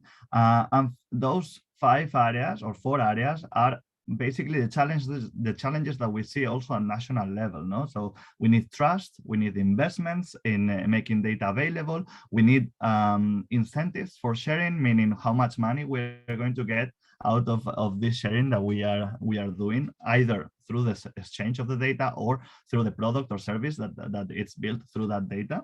And also the issue of the ecosystem, which I think is one of the main problems that we have nationally in many countries, at least in my country, in Spain. No?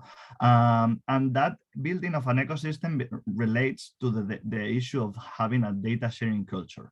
And this is not necessarily there. So there are a number of people or entities that are with the link with the European BDBA or Gaia-X or the SBA or all these associations. There is national counterparts that are involved in the EU ecosystem, but there is a lack of national ecosystems happening at the moment, at least in Spain, because the SMEs, the ones that are not even digitalized, they don't even know how to get to share data, because they don't even know how to digitalize themselves to share data. So I would like, apart from all these 4 points that the panel has already raised, I would like to add in this introductory statement the necessity to help SMEs to become digital as well, no? To get the data ordered inside their business, to start producing new businesses and products through the use of that data internally in itself, and then look at other people how to share data and produce more. And for that, there is a clear need to make the technological industry and the standardization industry talk together to the SMEs, to the sectorial industry, to the bar in Benidorm who is selling beers to tourists, because maybe they can know through the rounds of tourists that come every month, they can know how to sell much more or less, or adapt their offer much better.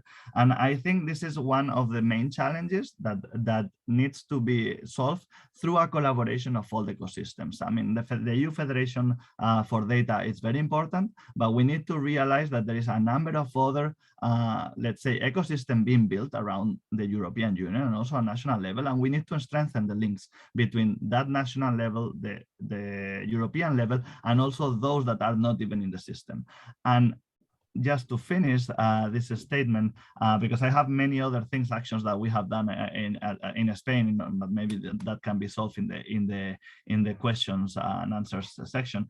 But I think it's very important for the big companies to realize that they have a responsibility towards the SMEs. The SMEs themselves are not going to become to be available for consortia in European funding or in national funding. They need big companies to go with them and to take them to this consortia. And in this regard, at least in Spain, and I would like to highlight, we have in our national recovery plan 500 million euros dedicated to data spaces, and the consortia that we are encouraging everyone to do is the one that involves SMEs, that gets SMEs in the system so that big companies make this traction effect. And then I leave it to the question and answer. Thank you, Alessandra. Thank you, Alberto. Collaboration is indeed essential. Sharing knowledge, cross-pollination of ideas, this spurs innovation and growth and leads to job creation. Now let's proceed with our Q&A session, and we have some questions for our panelists. So I will start with a question for Antonio, because it is more related to the SME perspective. And the question would be, from the perspective of SMEs, what can we do to help SMEs navigate new data, regulations, interoperability, and standards? So first, thank you for the question. First of all, Alberto just mentioned all the concerns. So I thought I was the only one talking about that, but we are two, and maybe we are all convinced that SMEs are important aspect of the economy. Okay, so three aspects. First of all, whole range of training. Okay, so this is useful for the whole ecosystems, but in particular, access to training to the SMEs. And it also means that we have to train the teachers to train on the right things, because it's so new. Okay, and so the training ecosystem must be set up definitely for data space, and federations can help. Okay, the second is easier access to standardization. Either to get the knowledge or to contribute, because SMEs, they have also knowledge themselves. They also contribute, okay?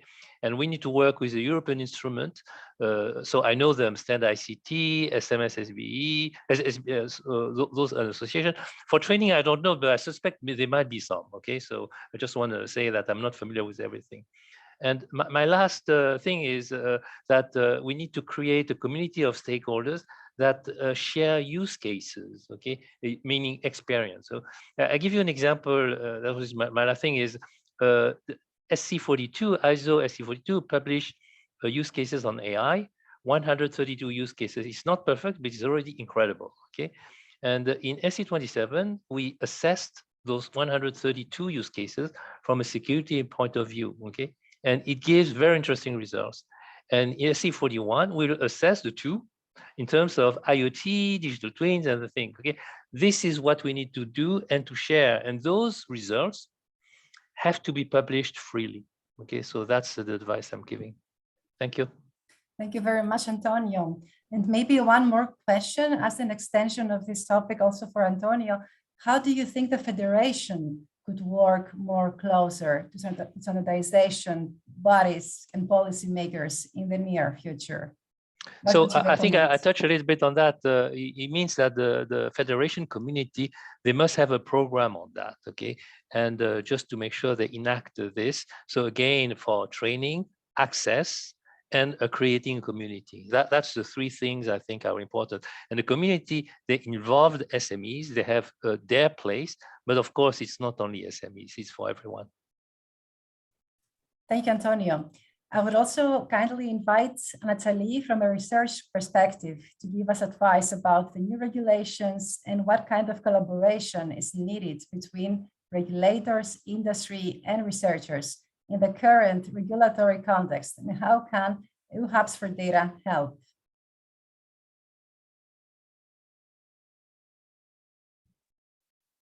Yes, okay, sorry, it took a while to unmute.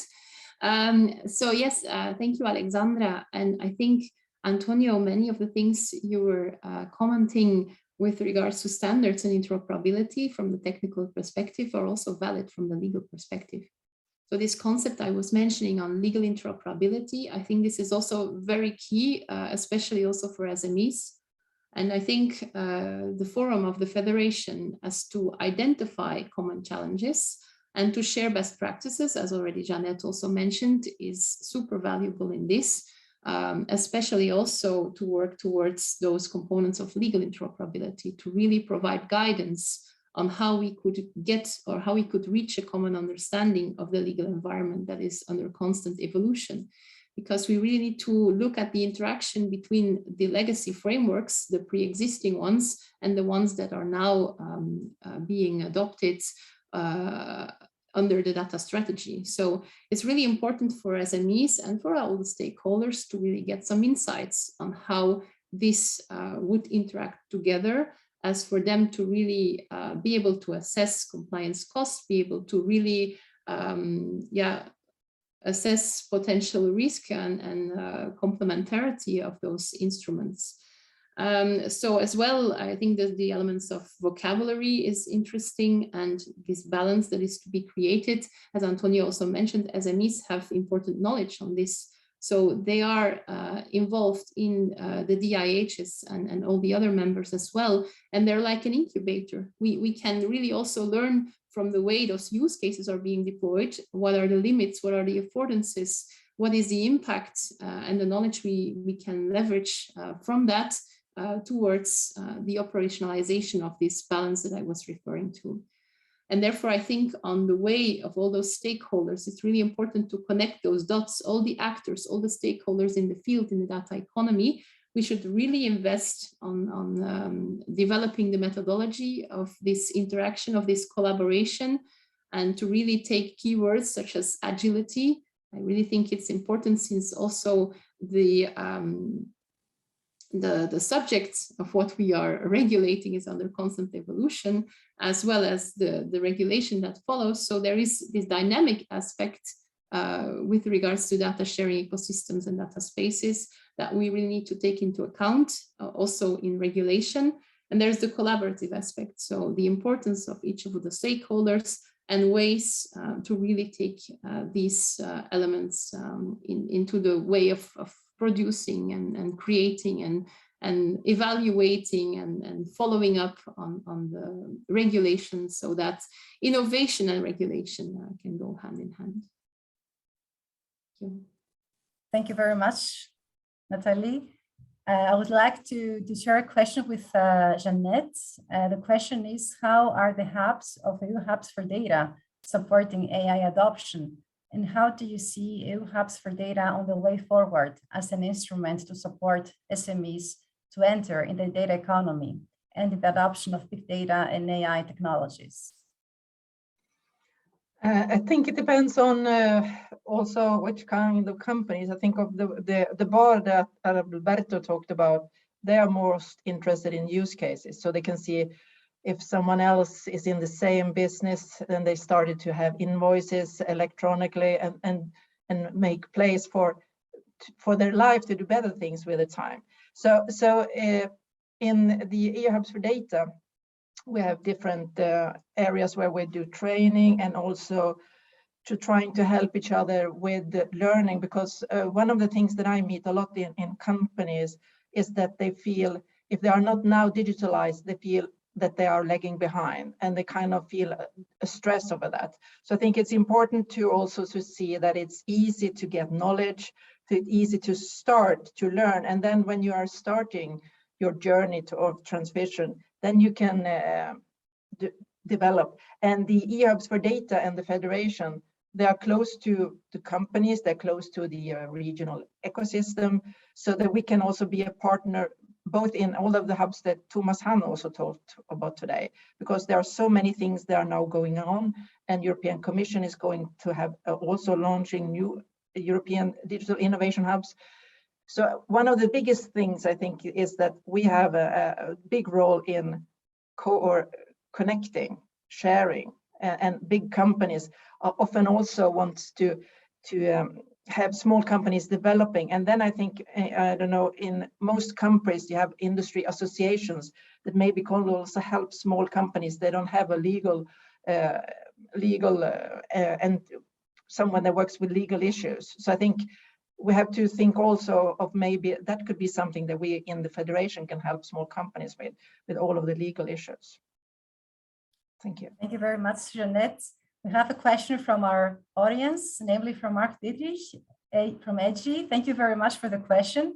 The question is, the US does not have the framework laws of the EU, I am reading the question, nor any clear efforts to create an architecture of standards. Yet its data economy and market seems to grow faster.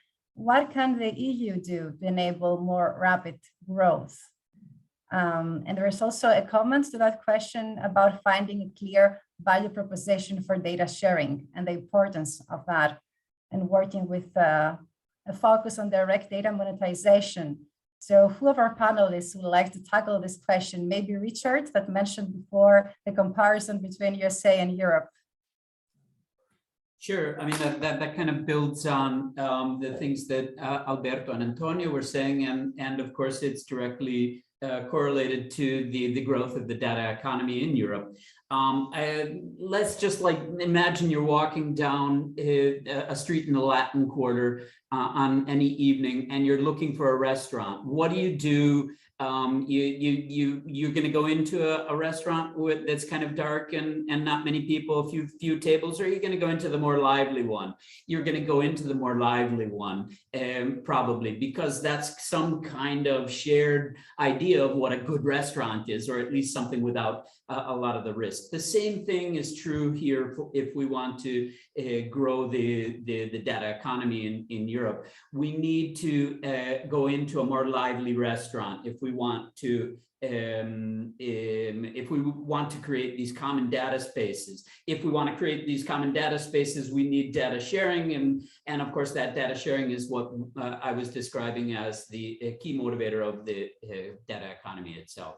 So that's exactly true. What's in this more lively restaurant of the data economy is things like if people are agreeing on things, they're agreeing on the sovereignty rules, they're agreeing on the standardization, they're demonstrating business models that will work. And federation activities like EU hubs for data are kind of these lively restaurants. They're showing SMEs how it can work. And if that grows more significantly, the data economy will grow. So it's the Commission's input with providing funding for SMEs and for companies to get involved in the creation of common data spaces that is going to get us over this hump of trying to compete on the same rules with the United States. Thank you very much. Can I add one thing? Okay. Yes, please. It's the whole ecosystem and whether it's going to become friendly. So I can tell you the conditions. So first of all, a virtuous innovation ecosystem. And because we are structuring ourselves, I think we are going, in Europe, we are going to that direction because we're thinking about it, okay? Then you have the financial ecosystem. And I would say maybe in Europe, we are a little bit behind, but hopefully we are trying to build. And so the both of it plus the business-friendly environment, this is the conditions for entrepreneurship, okay? So it's also a culture, but the culture is created by the fact that the virtuous innovation is, the conditions are there, okay? And maybe in the US, they were there before. So the entrepreneurship culture is much higher than what we have, and we'll try to catch up. That's the idea. Oh. Thank you very much, Antonio. Maybe let's switch now perspective and go back to Alberto. The question for Alberto would be, how can we ensure alignment between actions in member states, and how could the Federation help in that regard? Okay. Well, I would like to also bring on what the previous speakers mentioned as well, because I think all that it's about creating this data sharing culture, and what Mark is saying in the chat is very important. The value proposition. I mean, you don't do any sharing of data if you don't have any purpose for it. So if there is nothing that you can build afterwards with that data, data is always an intermediary, let's say, resource. It's never the end goal of the data economy. So that's why it's difficult for the people with Richard, the team of Richard, to find a particular exact value of data, because it really depends on where you are.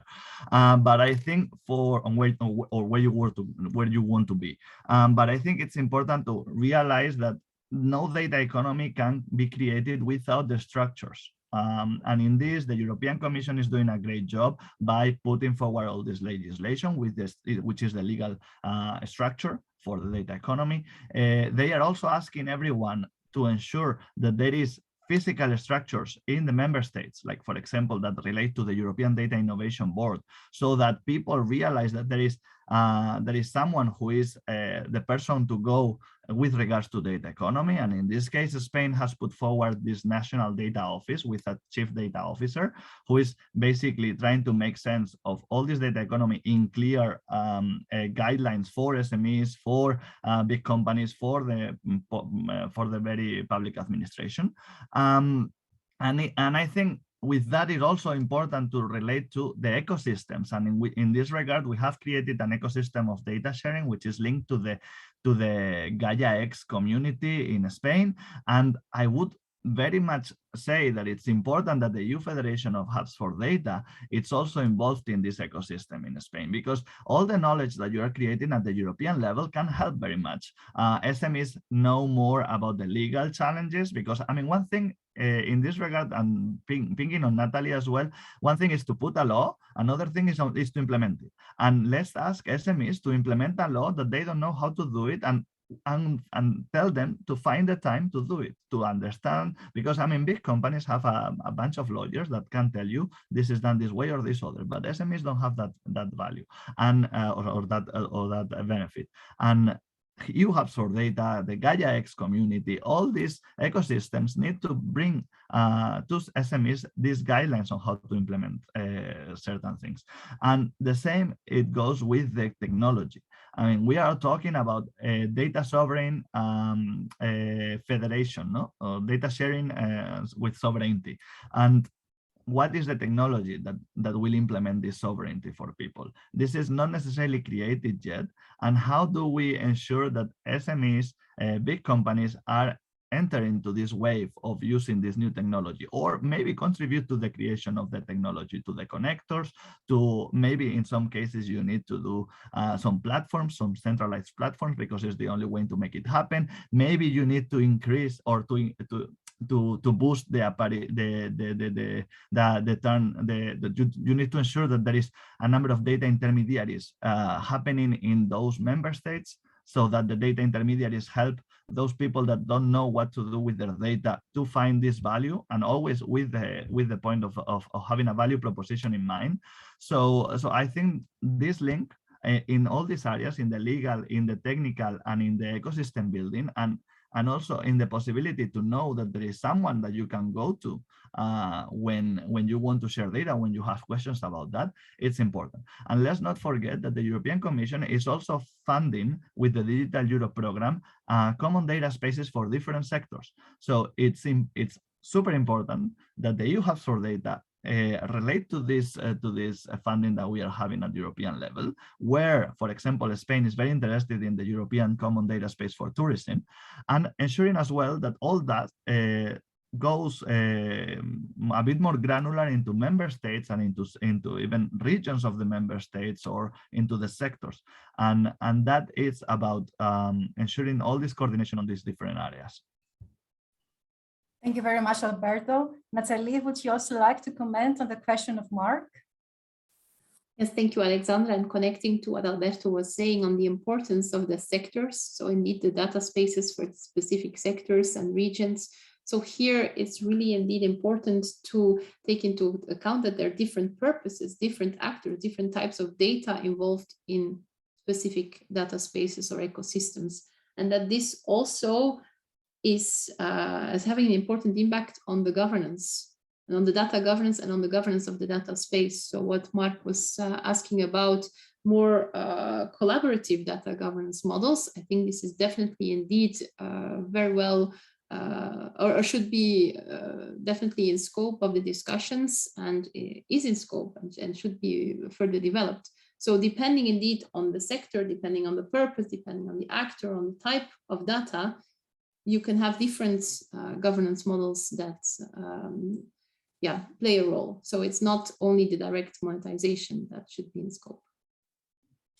Thank you, Natalie. Our next question is for Richard. Richard has a vast and diverse experience in European actions linked to the data economy.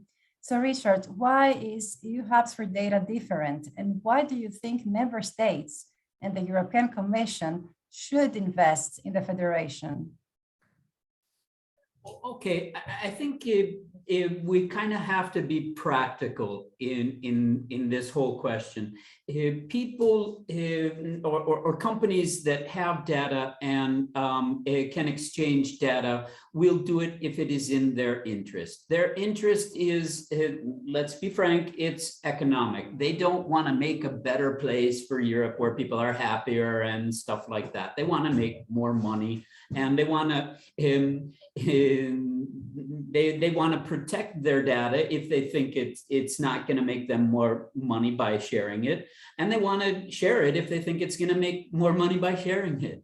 So the EU policies, and in particular projects like EU hubs for data, are really important, because what's happening are companies, including small and medium enterprises, but all of the large research organizations and the digital innovation hubs like Jeanette's RISE are getting together and actually showing. Yeah, and that's what's really important: demonstrating, testing, experimentation, and this will demonstrate to these companies that they can actually do it without the security concerns, without the losing control of their data, making money out of this, creating jobs. All of these things can be demonstrated if we can actually promote programs like EU Hubs for Data. There are a number of initiatives like that, where Federation is actually showing, testing, and experimenting with data sharing across common data spaces. Thank you very much, Richard. A question for Jeanette: how SMEs can be fair in using data, and how can we help them according to your expertise? If, for example, a lot of companies, as many has talked of, doesn't know what their data is. They think it's some kind of figures, it's 0 or 1, but they don't understand maybe that it's information about the customer, about the process that I have. So this is one thing that it's because for them to understand how they can use something that they are not used to. So you have to first start with, this is your data and you are using images. So maybe computer vision would be something interesting for you to learn more about, because a lot of people think that the computers, they are like persons, they can digest any information and accelerate on that, and doesn't understand maybe how machine learning works. So it's the first step is to really understand, what do you want to develop and what kind of information do you have? And then when you have gained the trust of the people that you are going to work with, they understand, okay, this is, as many have said, that SMEs have a great knowledge. My knowledge can be transferred in this way. So I can optimize my process, I can make more money, because that is what people and what we want to enhance. So we also always start with what do you want to do, and what kind of information do you have, and what system does that work? Is it text, is it images, is it signals? So that they can start learning. So that is the first step that we do. Thank you very much, Jeanette. A question for Alberto. Alberto, working for a member state, he knows the importance of societal gains too. So maybe, Alberto, you can advise us and give us some examples on how we can use data for society and not only for economic value for entities. Yeah, I mean, I wanted to touch on this topic because, I mean, we are talking about the economic value of data, but there's a lot of societal value on this, and we have seen this with the pandemic, with the COVID-19 pandemic, how sharing telecommunication data has helped produce better mobility patterns of how the virus spreads, and then help people not get infected. And in many cases, it has helped finding resources for hospitals and so on, by sharing, for example, where the ventilators were placed in the different areas of the country, when by looking at the data from public procurement. So what I would like to highlight here is that the European Commission has done a lot of work on one thing called business to government data sharing for the public interest, which is basically data for good and for society. And this has been translated into the proposal of the Data Act only in exceptional and emergency situations, for companies to be able to share data with the public sector in order to make much more efficient public services, or better or more evidence public policies. And this is a very interesting use case that is often overlooked, or a very interesting part of sharing data is often overlooked. And I will encourage the EU Hubs for Data and all the ecosystems to look also into value propositions, because, I mean, you cannot just say data is shared for societal gains. You need to say what societal gain you are trying to make, and go to maybe to a private company and say, well, I want to solve this problem that we have, and how this data could help me. Would you do a data exchange with me? No, and I think this is also very important, because I mean, the data economy is not only for the economic gains; it's also for making a better world for all of us. That doesn't mean that maybe that exchange with a company requires certain economic incentive. That's another question. But still, there is a possibility to use data for good, and we need to also talk a bit more about it, I think. Thank you, Alberto, for this. As we have 4 minutes left to conclude our session today, I would like to invite all panelists to give us a quick final statement, let's say a quote about 1 minute or maybe less than 1 minute, that summarizes a bit the action that you would like to propose to address the challenges that we discussed today. So let's start with Richard. Sure. I come back to the key concepts I was discussing before.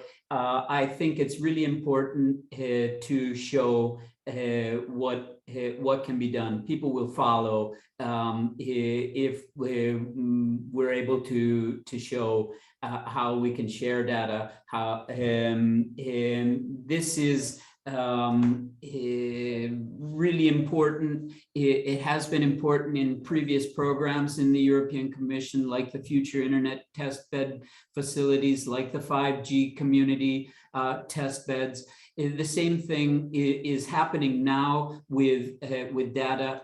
Companies are able to come and see the added value of federation in experimentations like EU Hubs for Data, and I think that is the most important thing. That also has a corollary, which is the access to financing and capital to do that. And that's happening also in programs like EU Hubs for Data. And I think that these should be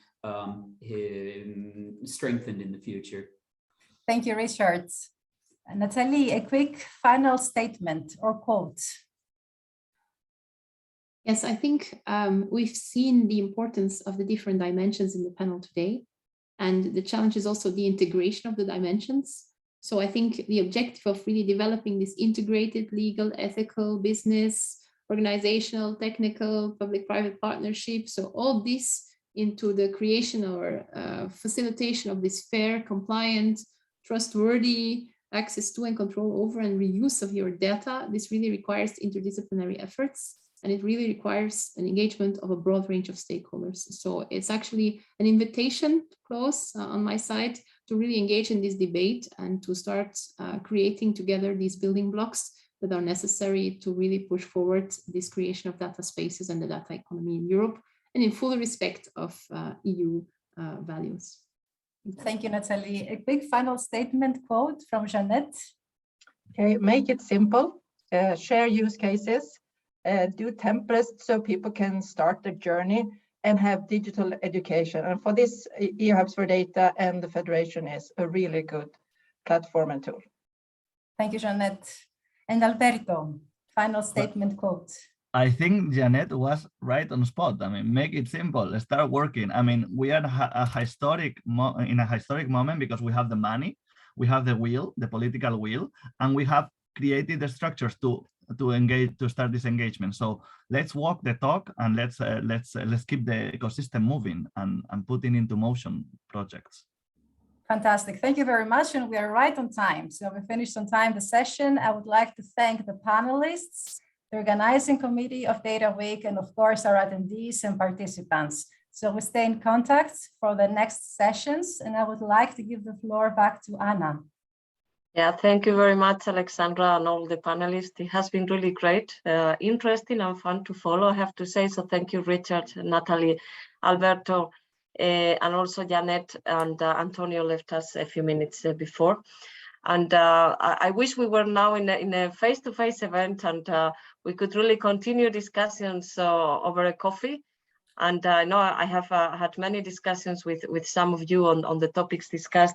I'm very happy to see some conclusions. No, really, we need to work more in showcases. We need to really work in the integration of these different dimensions.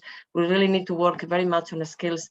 And it's good, Alberto, that you mentioned so much. We have the money, the political will is true. Now, it seems that there is this convergence towards a common objective, but there's still so many challenges and things to do. But at least this convergence, joint convergence is taking place. So thank you very much. And I hope I see you in Naples and we continue the discussion there. So now we move into the last speeches of our event. And I really want to thank the audience as well and the interesting questions. Good questions always bring good answers. So please continue there. First, we have a slot now that will guide you through these 2.5 weeks, almost 3 weeks of so many interesting sessions, online, physical, and also then towards the final event. And it's very important for you to understand how to engage. This is a community event. So for this, I would like to welcome to people who have been participating in the overall organizing program committee and the organization of this event. First, Nuria de Lama, Consulting Director of IDC for EU, and then Jaco Carho, our Communications Manager. Please guide us through what is coming now. Thank you. Good day. Actually, Nuria, I'm running into technical difficulties. It was me supposed to share the slides, but I unfortunately cannot. I just found out. Wow. So let me check if I can share from here. I think I don't have the final version here, but let me try to share. You tell me if you can see it. Yes, just go to the presentation mode and we're good to go. Okay. Let's try to do it like this. Hi, Jaco, good morning. How are you doing? Very well, very well. Looking forward to the holidays, I think. Already thinking about that? And do you know yeah, what a little bit lately, but like before going, I would really like to go into this professional event, you know, something about data and AI, really connect with the research and innovation community, topics such as databases, trustworthy AI, stuff like that would interest me. Do you have any ideas for such an event? I didn't know you were interested in those topics. So yeah, I think that you are in front of the right person, because I've been engaged in the program committee of a very interesting event. It's called the Data Week. I've just seen many of my colleagues this morning talking about these kind of topics. And well, if you want, since I'm involved in the program, I can guide you a bit through the event. And maybe this is something interesting you can do before holidays. Even you could mix your holidays with it. I feel very lucky, but please do. So, okay, what do we got here on this view? Data Week explained. Seems like a really multi-layered event what we have at hand. Can you walk us through it? Yeah, in fact, as you have seen, this year the format is a bit different because we are starting today with a launch event, but you may remember that in the past we used to have either just online sessions or just a physical event, and this year the structure has changed quite a lot, precisely to share a lot of knowledge with all the colleagues. And for this we have created like almost 3 weeks of event starting today. Then we will have a lot of different sessions sharing different kind of panels and trainings around different topics of the data economy. And then we will all end up in a face-to-face event in Naples. But let me tell you a bit more about the program. So you have already mentioned some of the topics that we have selected for this year. And basically all the colleagues will be able to go through 2 of the major topics that have taken our attention in BDVA for several years. I would say one of them is data spaces. And I don't know if you were with my colleagues before, but I think that data spaces have been widely mentioned this morning as one of the important enablers for the European data economy. Then we will also go through many topics related to data and trustworthy AI, but also people that are very techy. They will also have the opportunity to talk about technologies in sessions that have to do with data pipelines, or for example, digital twins in the computing continuum. And I think that also you heard to Richard and Natalie and Antonio and all the others are mentioning that understanding the value behind all these technologies is really key. So that is also one of the reasons why always, but also this year, we will have many sessions that have to do precisely on how to do how to use technologies in the specific area of some vertical sectors, or for example, how to use data for the benefit of the European Green Deal policies, and something that is very important, not only talking about technologies or the industrial value, but also understanding what is the current framework in terms of regulation, standards, how to foster innovation, and something that has also been mentioned by my colleagues, the relevance of the federated approaches in order to make all this happen in a faster way and in a more agile way and benefit SMEs. So all these are the topics that we have selected for this year. And in fact, you will see that all the sessions in the program are labeled according to these topics that I have described to you. So just to give you a bit more of information about that, of course, Jaco, I think that we need a longer coffee or a beer later on if you want to get all the details. But I must say that it looks very, very comprehensive, this agenda. I'm not sure if we can do all of it in 15 minutes. We will not do everything, but let me give you some hints about what you can find. The highlights, yes, that'd be great. The highlights. So for example, for data spaces, we have heard about data spaces already for several years. So something that is quite important now, and is a hot topic, is to understand what is the maturity of data spaces, understand which are the emerging ones, which are the mature ones, and especially understanding how we can learn from the ones that are already mature, what works, what doesn't work. Then we will also see examples of data spaces in concrete sectors like media, or you will also get some information about how to support SMEs, how to exploit all these kind of data spaces for the benefit of SMEs. So all that will come under our data spaces track. Then we will also have, for example, the impact of the legislation on the different actions. And you will also be able to listen to sessions that have to do, for example, on how to deal with data privacy, which solutions can help you for that. Or for example, the skills gap, understanding what is the skills gap and which measures can be put forward in order to develop skills, which is something that has also been mentioned by my colleagues before. Then, as mentioned before, we will also go through the value in very specific sectors. And for this, you will find quite a lot of things in our program. And you will also listen to some particular technologies in the area, for example, of digital twins in the computing continuum, as I told you before.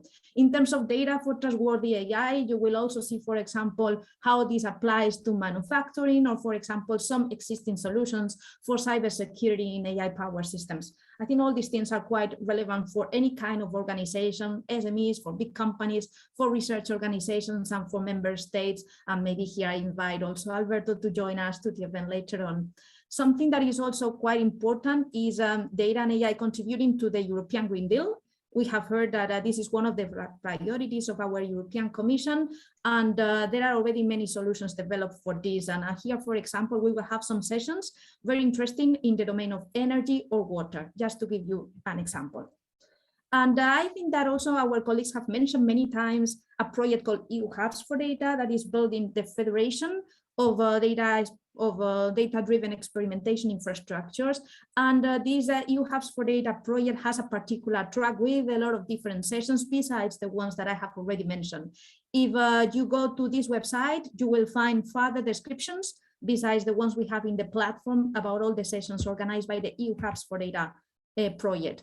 And here, what it is important, and also for all the colleagues that are here around us today, is to know that there will be online sessions that everyone can join. They will be held in English, but we have also put a lot of effort in creating a very interesting program of face-to-face events. These events are intended to be attended by the local communities, which are very important ones, since precisely they don't come to Europe and maybe they don't have the links to listen to all these things that we are telling in European events. So we will really bring the knowledge close to them.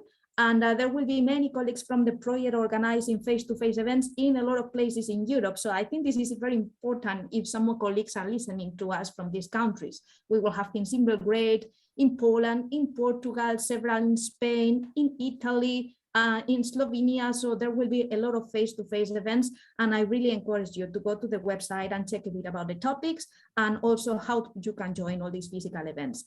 And here, and of course, again, maybe we come later when we have the beer together, but just for you to see the wide umbrella of sessions that we have prepared in the context of EU Hubs for Data project, covering a lot of things, both the local events, but also the online sessions. And maybe the important thing to say is that there are so many colleagues working to organize all these sessions that I think that I would like to encourage also all your friends to come to the event and to listen to them, because this is a way to spread the knowledge.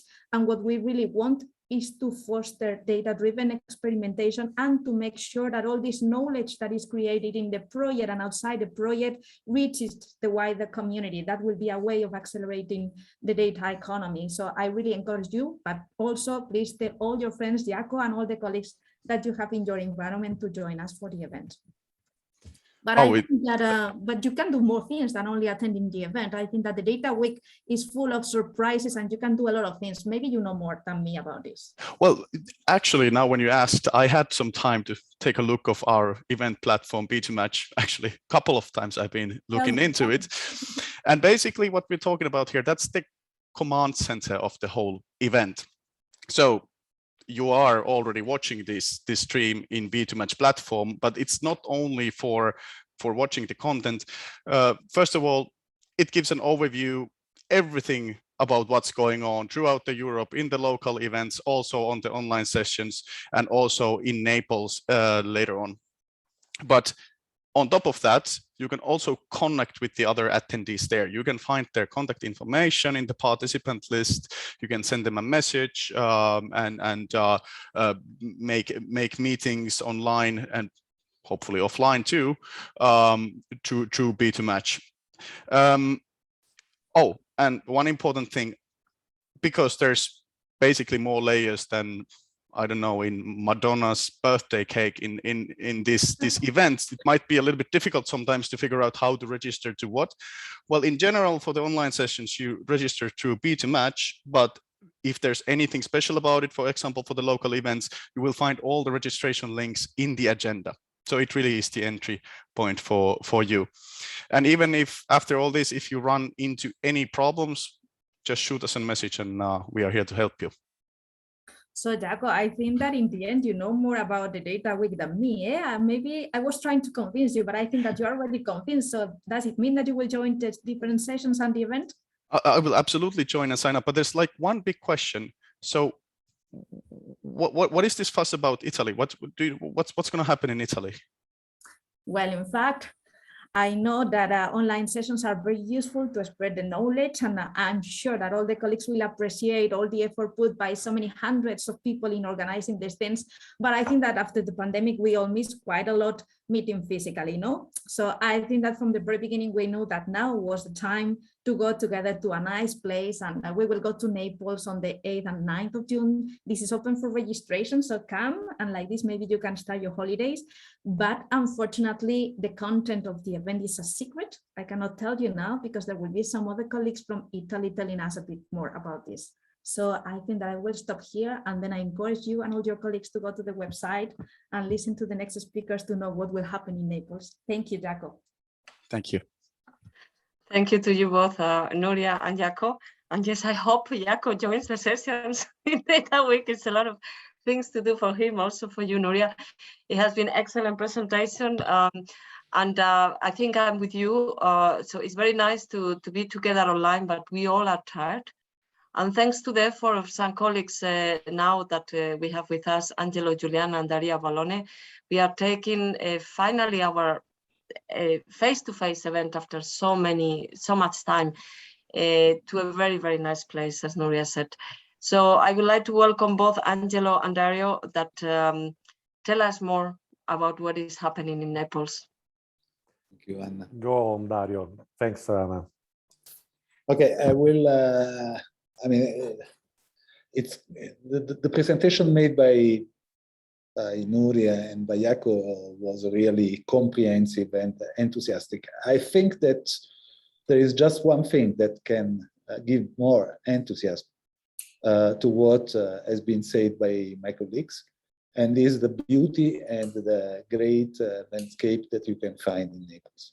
Naples is the city of data, let me say in this way, where creativity combines with capabilities. And this is something that finds its center of excellence maybe in the innovation art that is represented by the university, by Meditech, and by the ecosystem. That is a vibrant one. So you will find many people that are capable to push for innovation and to instantiate innovation based on data and artificial intelligence. So I really hope that we will find each other and we can meet each other physically in Naples. And I will go through the agenda in a moment. As said, it's not a secret, it's just postponed. No, but before this, I think we all have to thank Angelo and Meditech for the great organization and the great effort and the great contribution that they are giving to this event, but also for the fact that there is a new awareness about the centrality that Meditech and Naples can have in the innovation evolution and on the based on data that Italy might have in the next years. Meditech is something that should be described. It's not me that is the best person to do this. I think Angelo, that is the chairman, can do this much better than me. But there is one point that I would put on the table before this and before giving you some insight about the agenda. That is something that I feel a bit responsible for. That is the organization of the social dinner. Once again, Naples is an historical town. It has grown on the sea. And I thought that to organize a social dinner in the historical sail club of Naples is something that is for few, but I hope for all the participants of the event. And there you will find really an environment that is rare to find in any other town in the world. So I really look forward to show you the agenda in a minute. But before this, I would like that Angelo says a few words about Meditech. Yeah, let me go on to my presentation if it's possible. Sina, can I share my screen? Sure. Yeah, sure. Yes. This is one. I put in presentation mode, sorry. Okay. Well, thanks to all. First of all, thanks to have invited me to this closing session of the opening session of the Data Week. Sorry for the joke of the words. I'm very pleased now to host the event in Naples, especially in Meditech. Just a few words. I'm the general manager. This was already said by Dario. The competence center is Meditech Competence Center is one of the 8 competence centers that was born in 2018 by the Ministry of Economic Development, so MISE, in Italy. They have distributed in the country, and Meditech is the competence center that is most of the south, because it follows the Campania and Puglia and the remaining south part of the region of the Italy, so Basilicata and Calabria too. Which is just few words on Meditech, who doesn't know, just because we are hosting them. So we have essentially a consortium, and we consider ourselves in the bold, as hub, service provider, enabler, agency. So we are an hub because we are a consortium of more than 8 universities, composed of all the 5 universities in Naples and 3 universities in Puglia, in Campania, plus 22 large companies. When we say large company, we mean Eni, we mean engineering, we mean Telecom Italia Mobile, we mean Bosch, so we mean a very big company.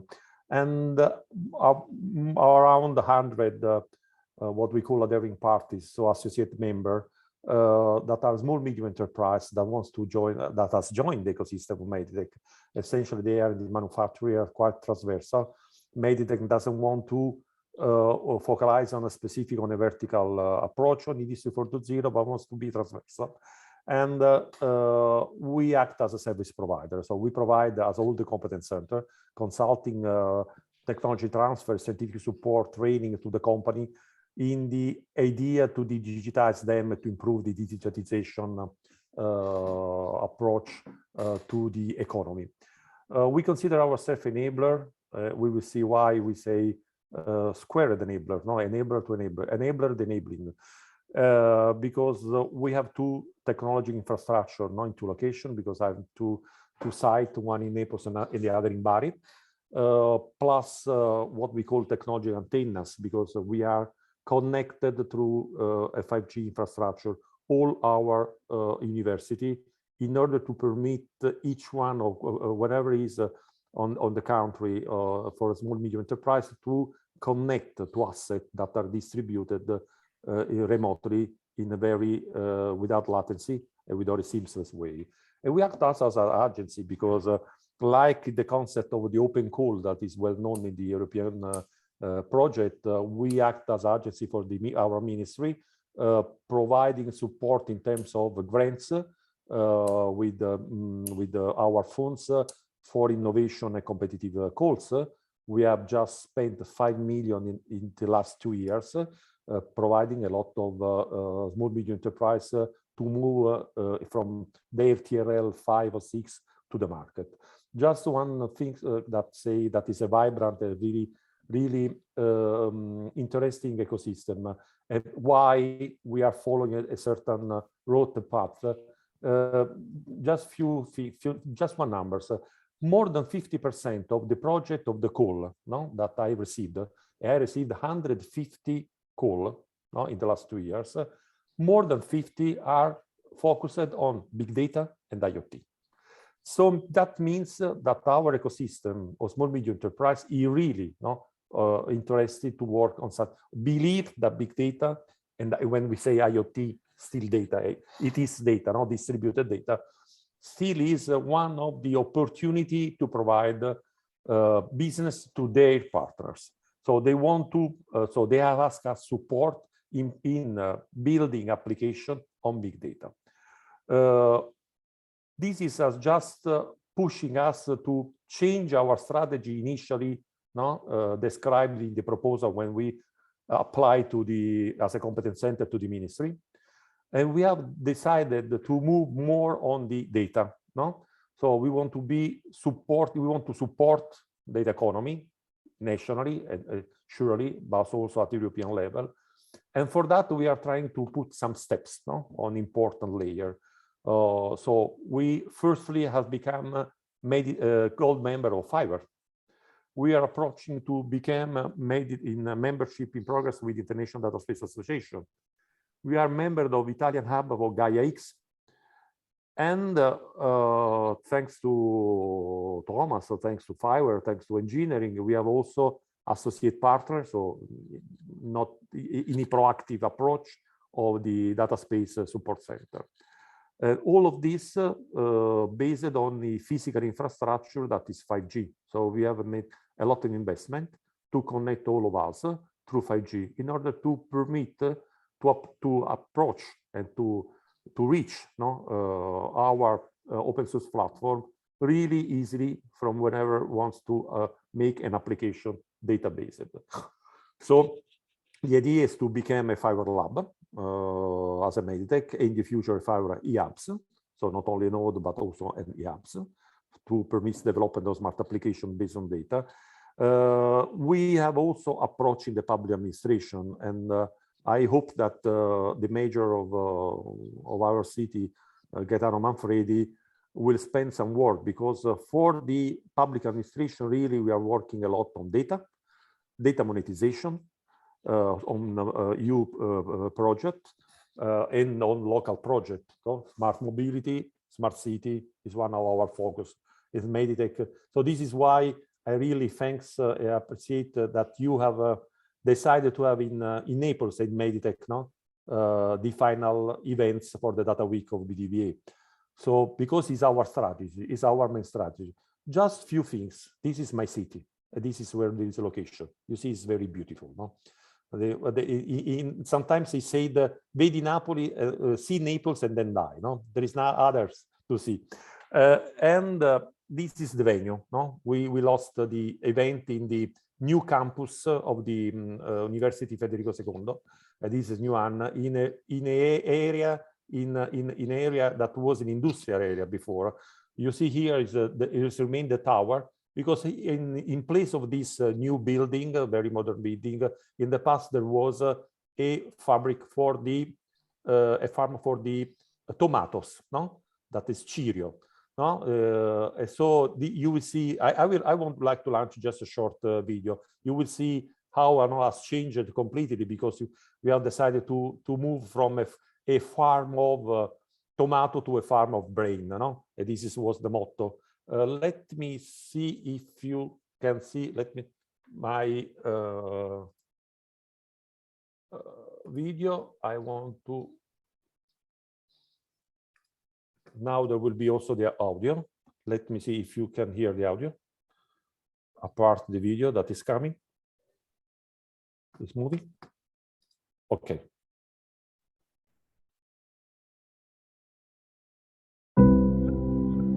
I can hear the video.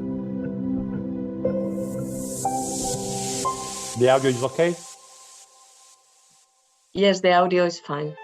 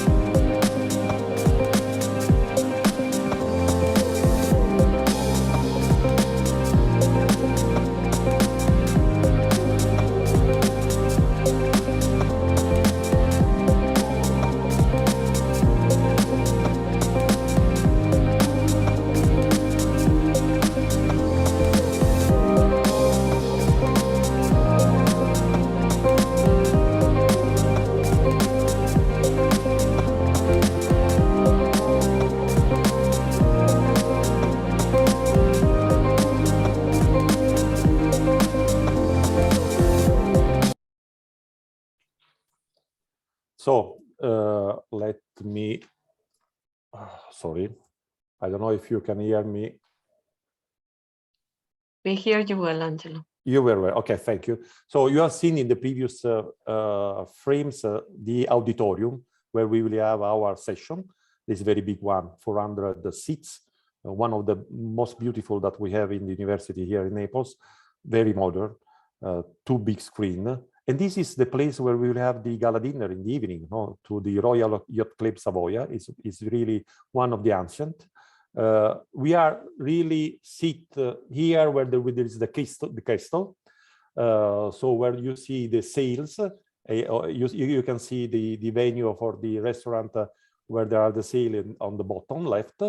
And just on the other picture is one of the interior part of the Royal Club and the flag.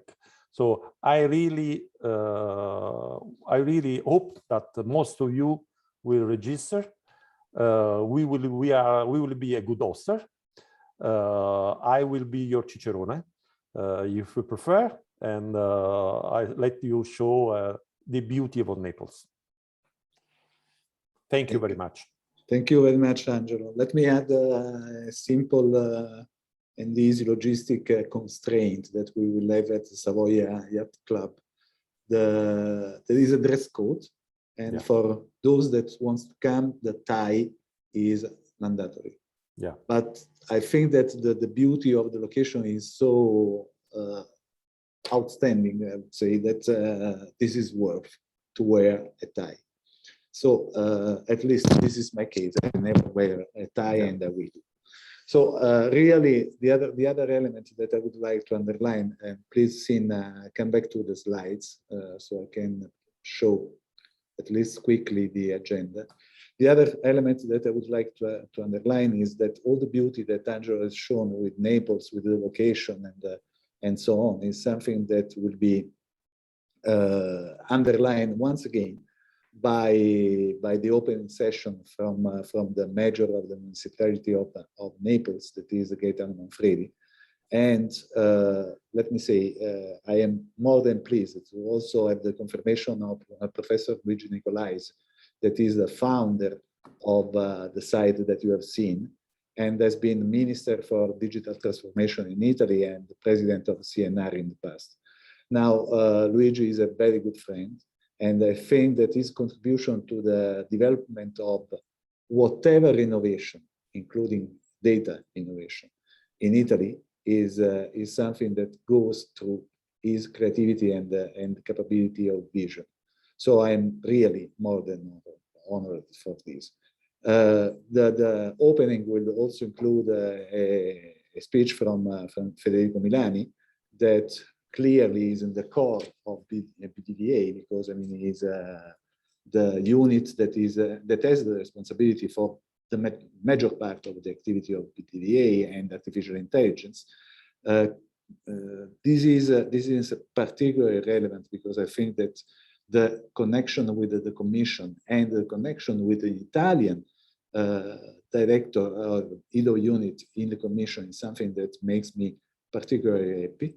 And clearly, as we are in an event of BDDA, I mean, the speech of Thomas Hahn is something that we all expect. Unfortunately, as far as I know, Thomas is not yet in the condition for health reason to travel, and he will not be physically with us, but I'm sure that he really would have been with us with a lot of pleasure.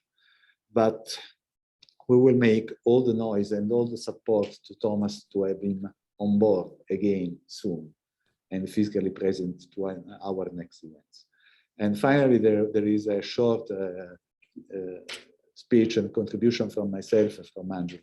But this is just the opening, and we will follow this with some insight on challenges and opportunities of for small and medium enterprise in relationship with the data economy and the usage of data. This session we lost some friends like Juan Collero from Fiverr Foundation, and I'm actually the chairman of the Fiverr Foundation, and a session on data and AI in terms of trustworthy AI. And this I'm sure will be an important opportunity to speak about quality of data that is essential to create trust in the artificial intelligence-based application and solutions. We will have some important contribution on this, and I'm sure that you will enjoy a lot.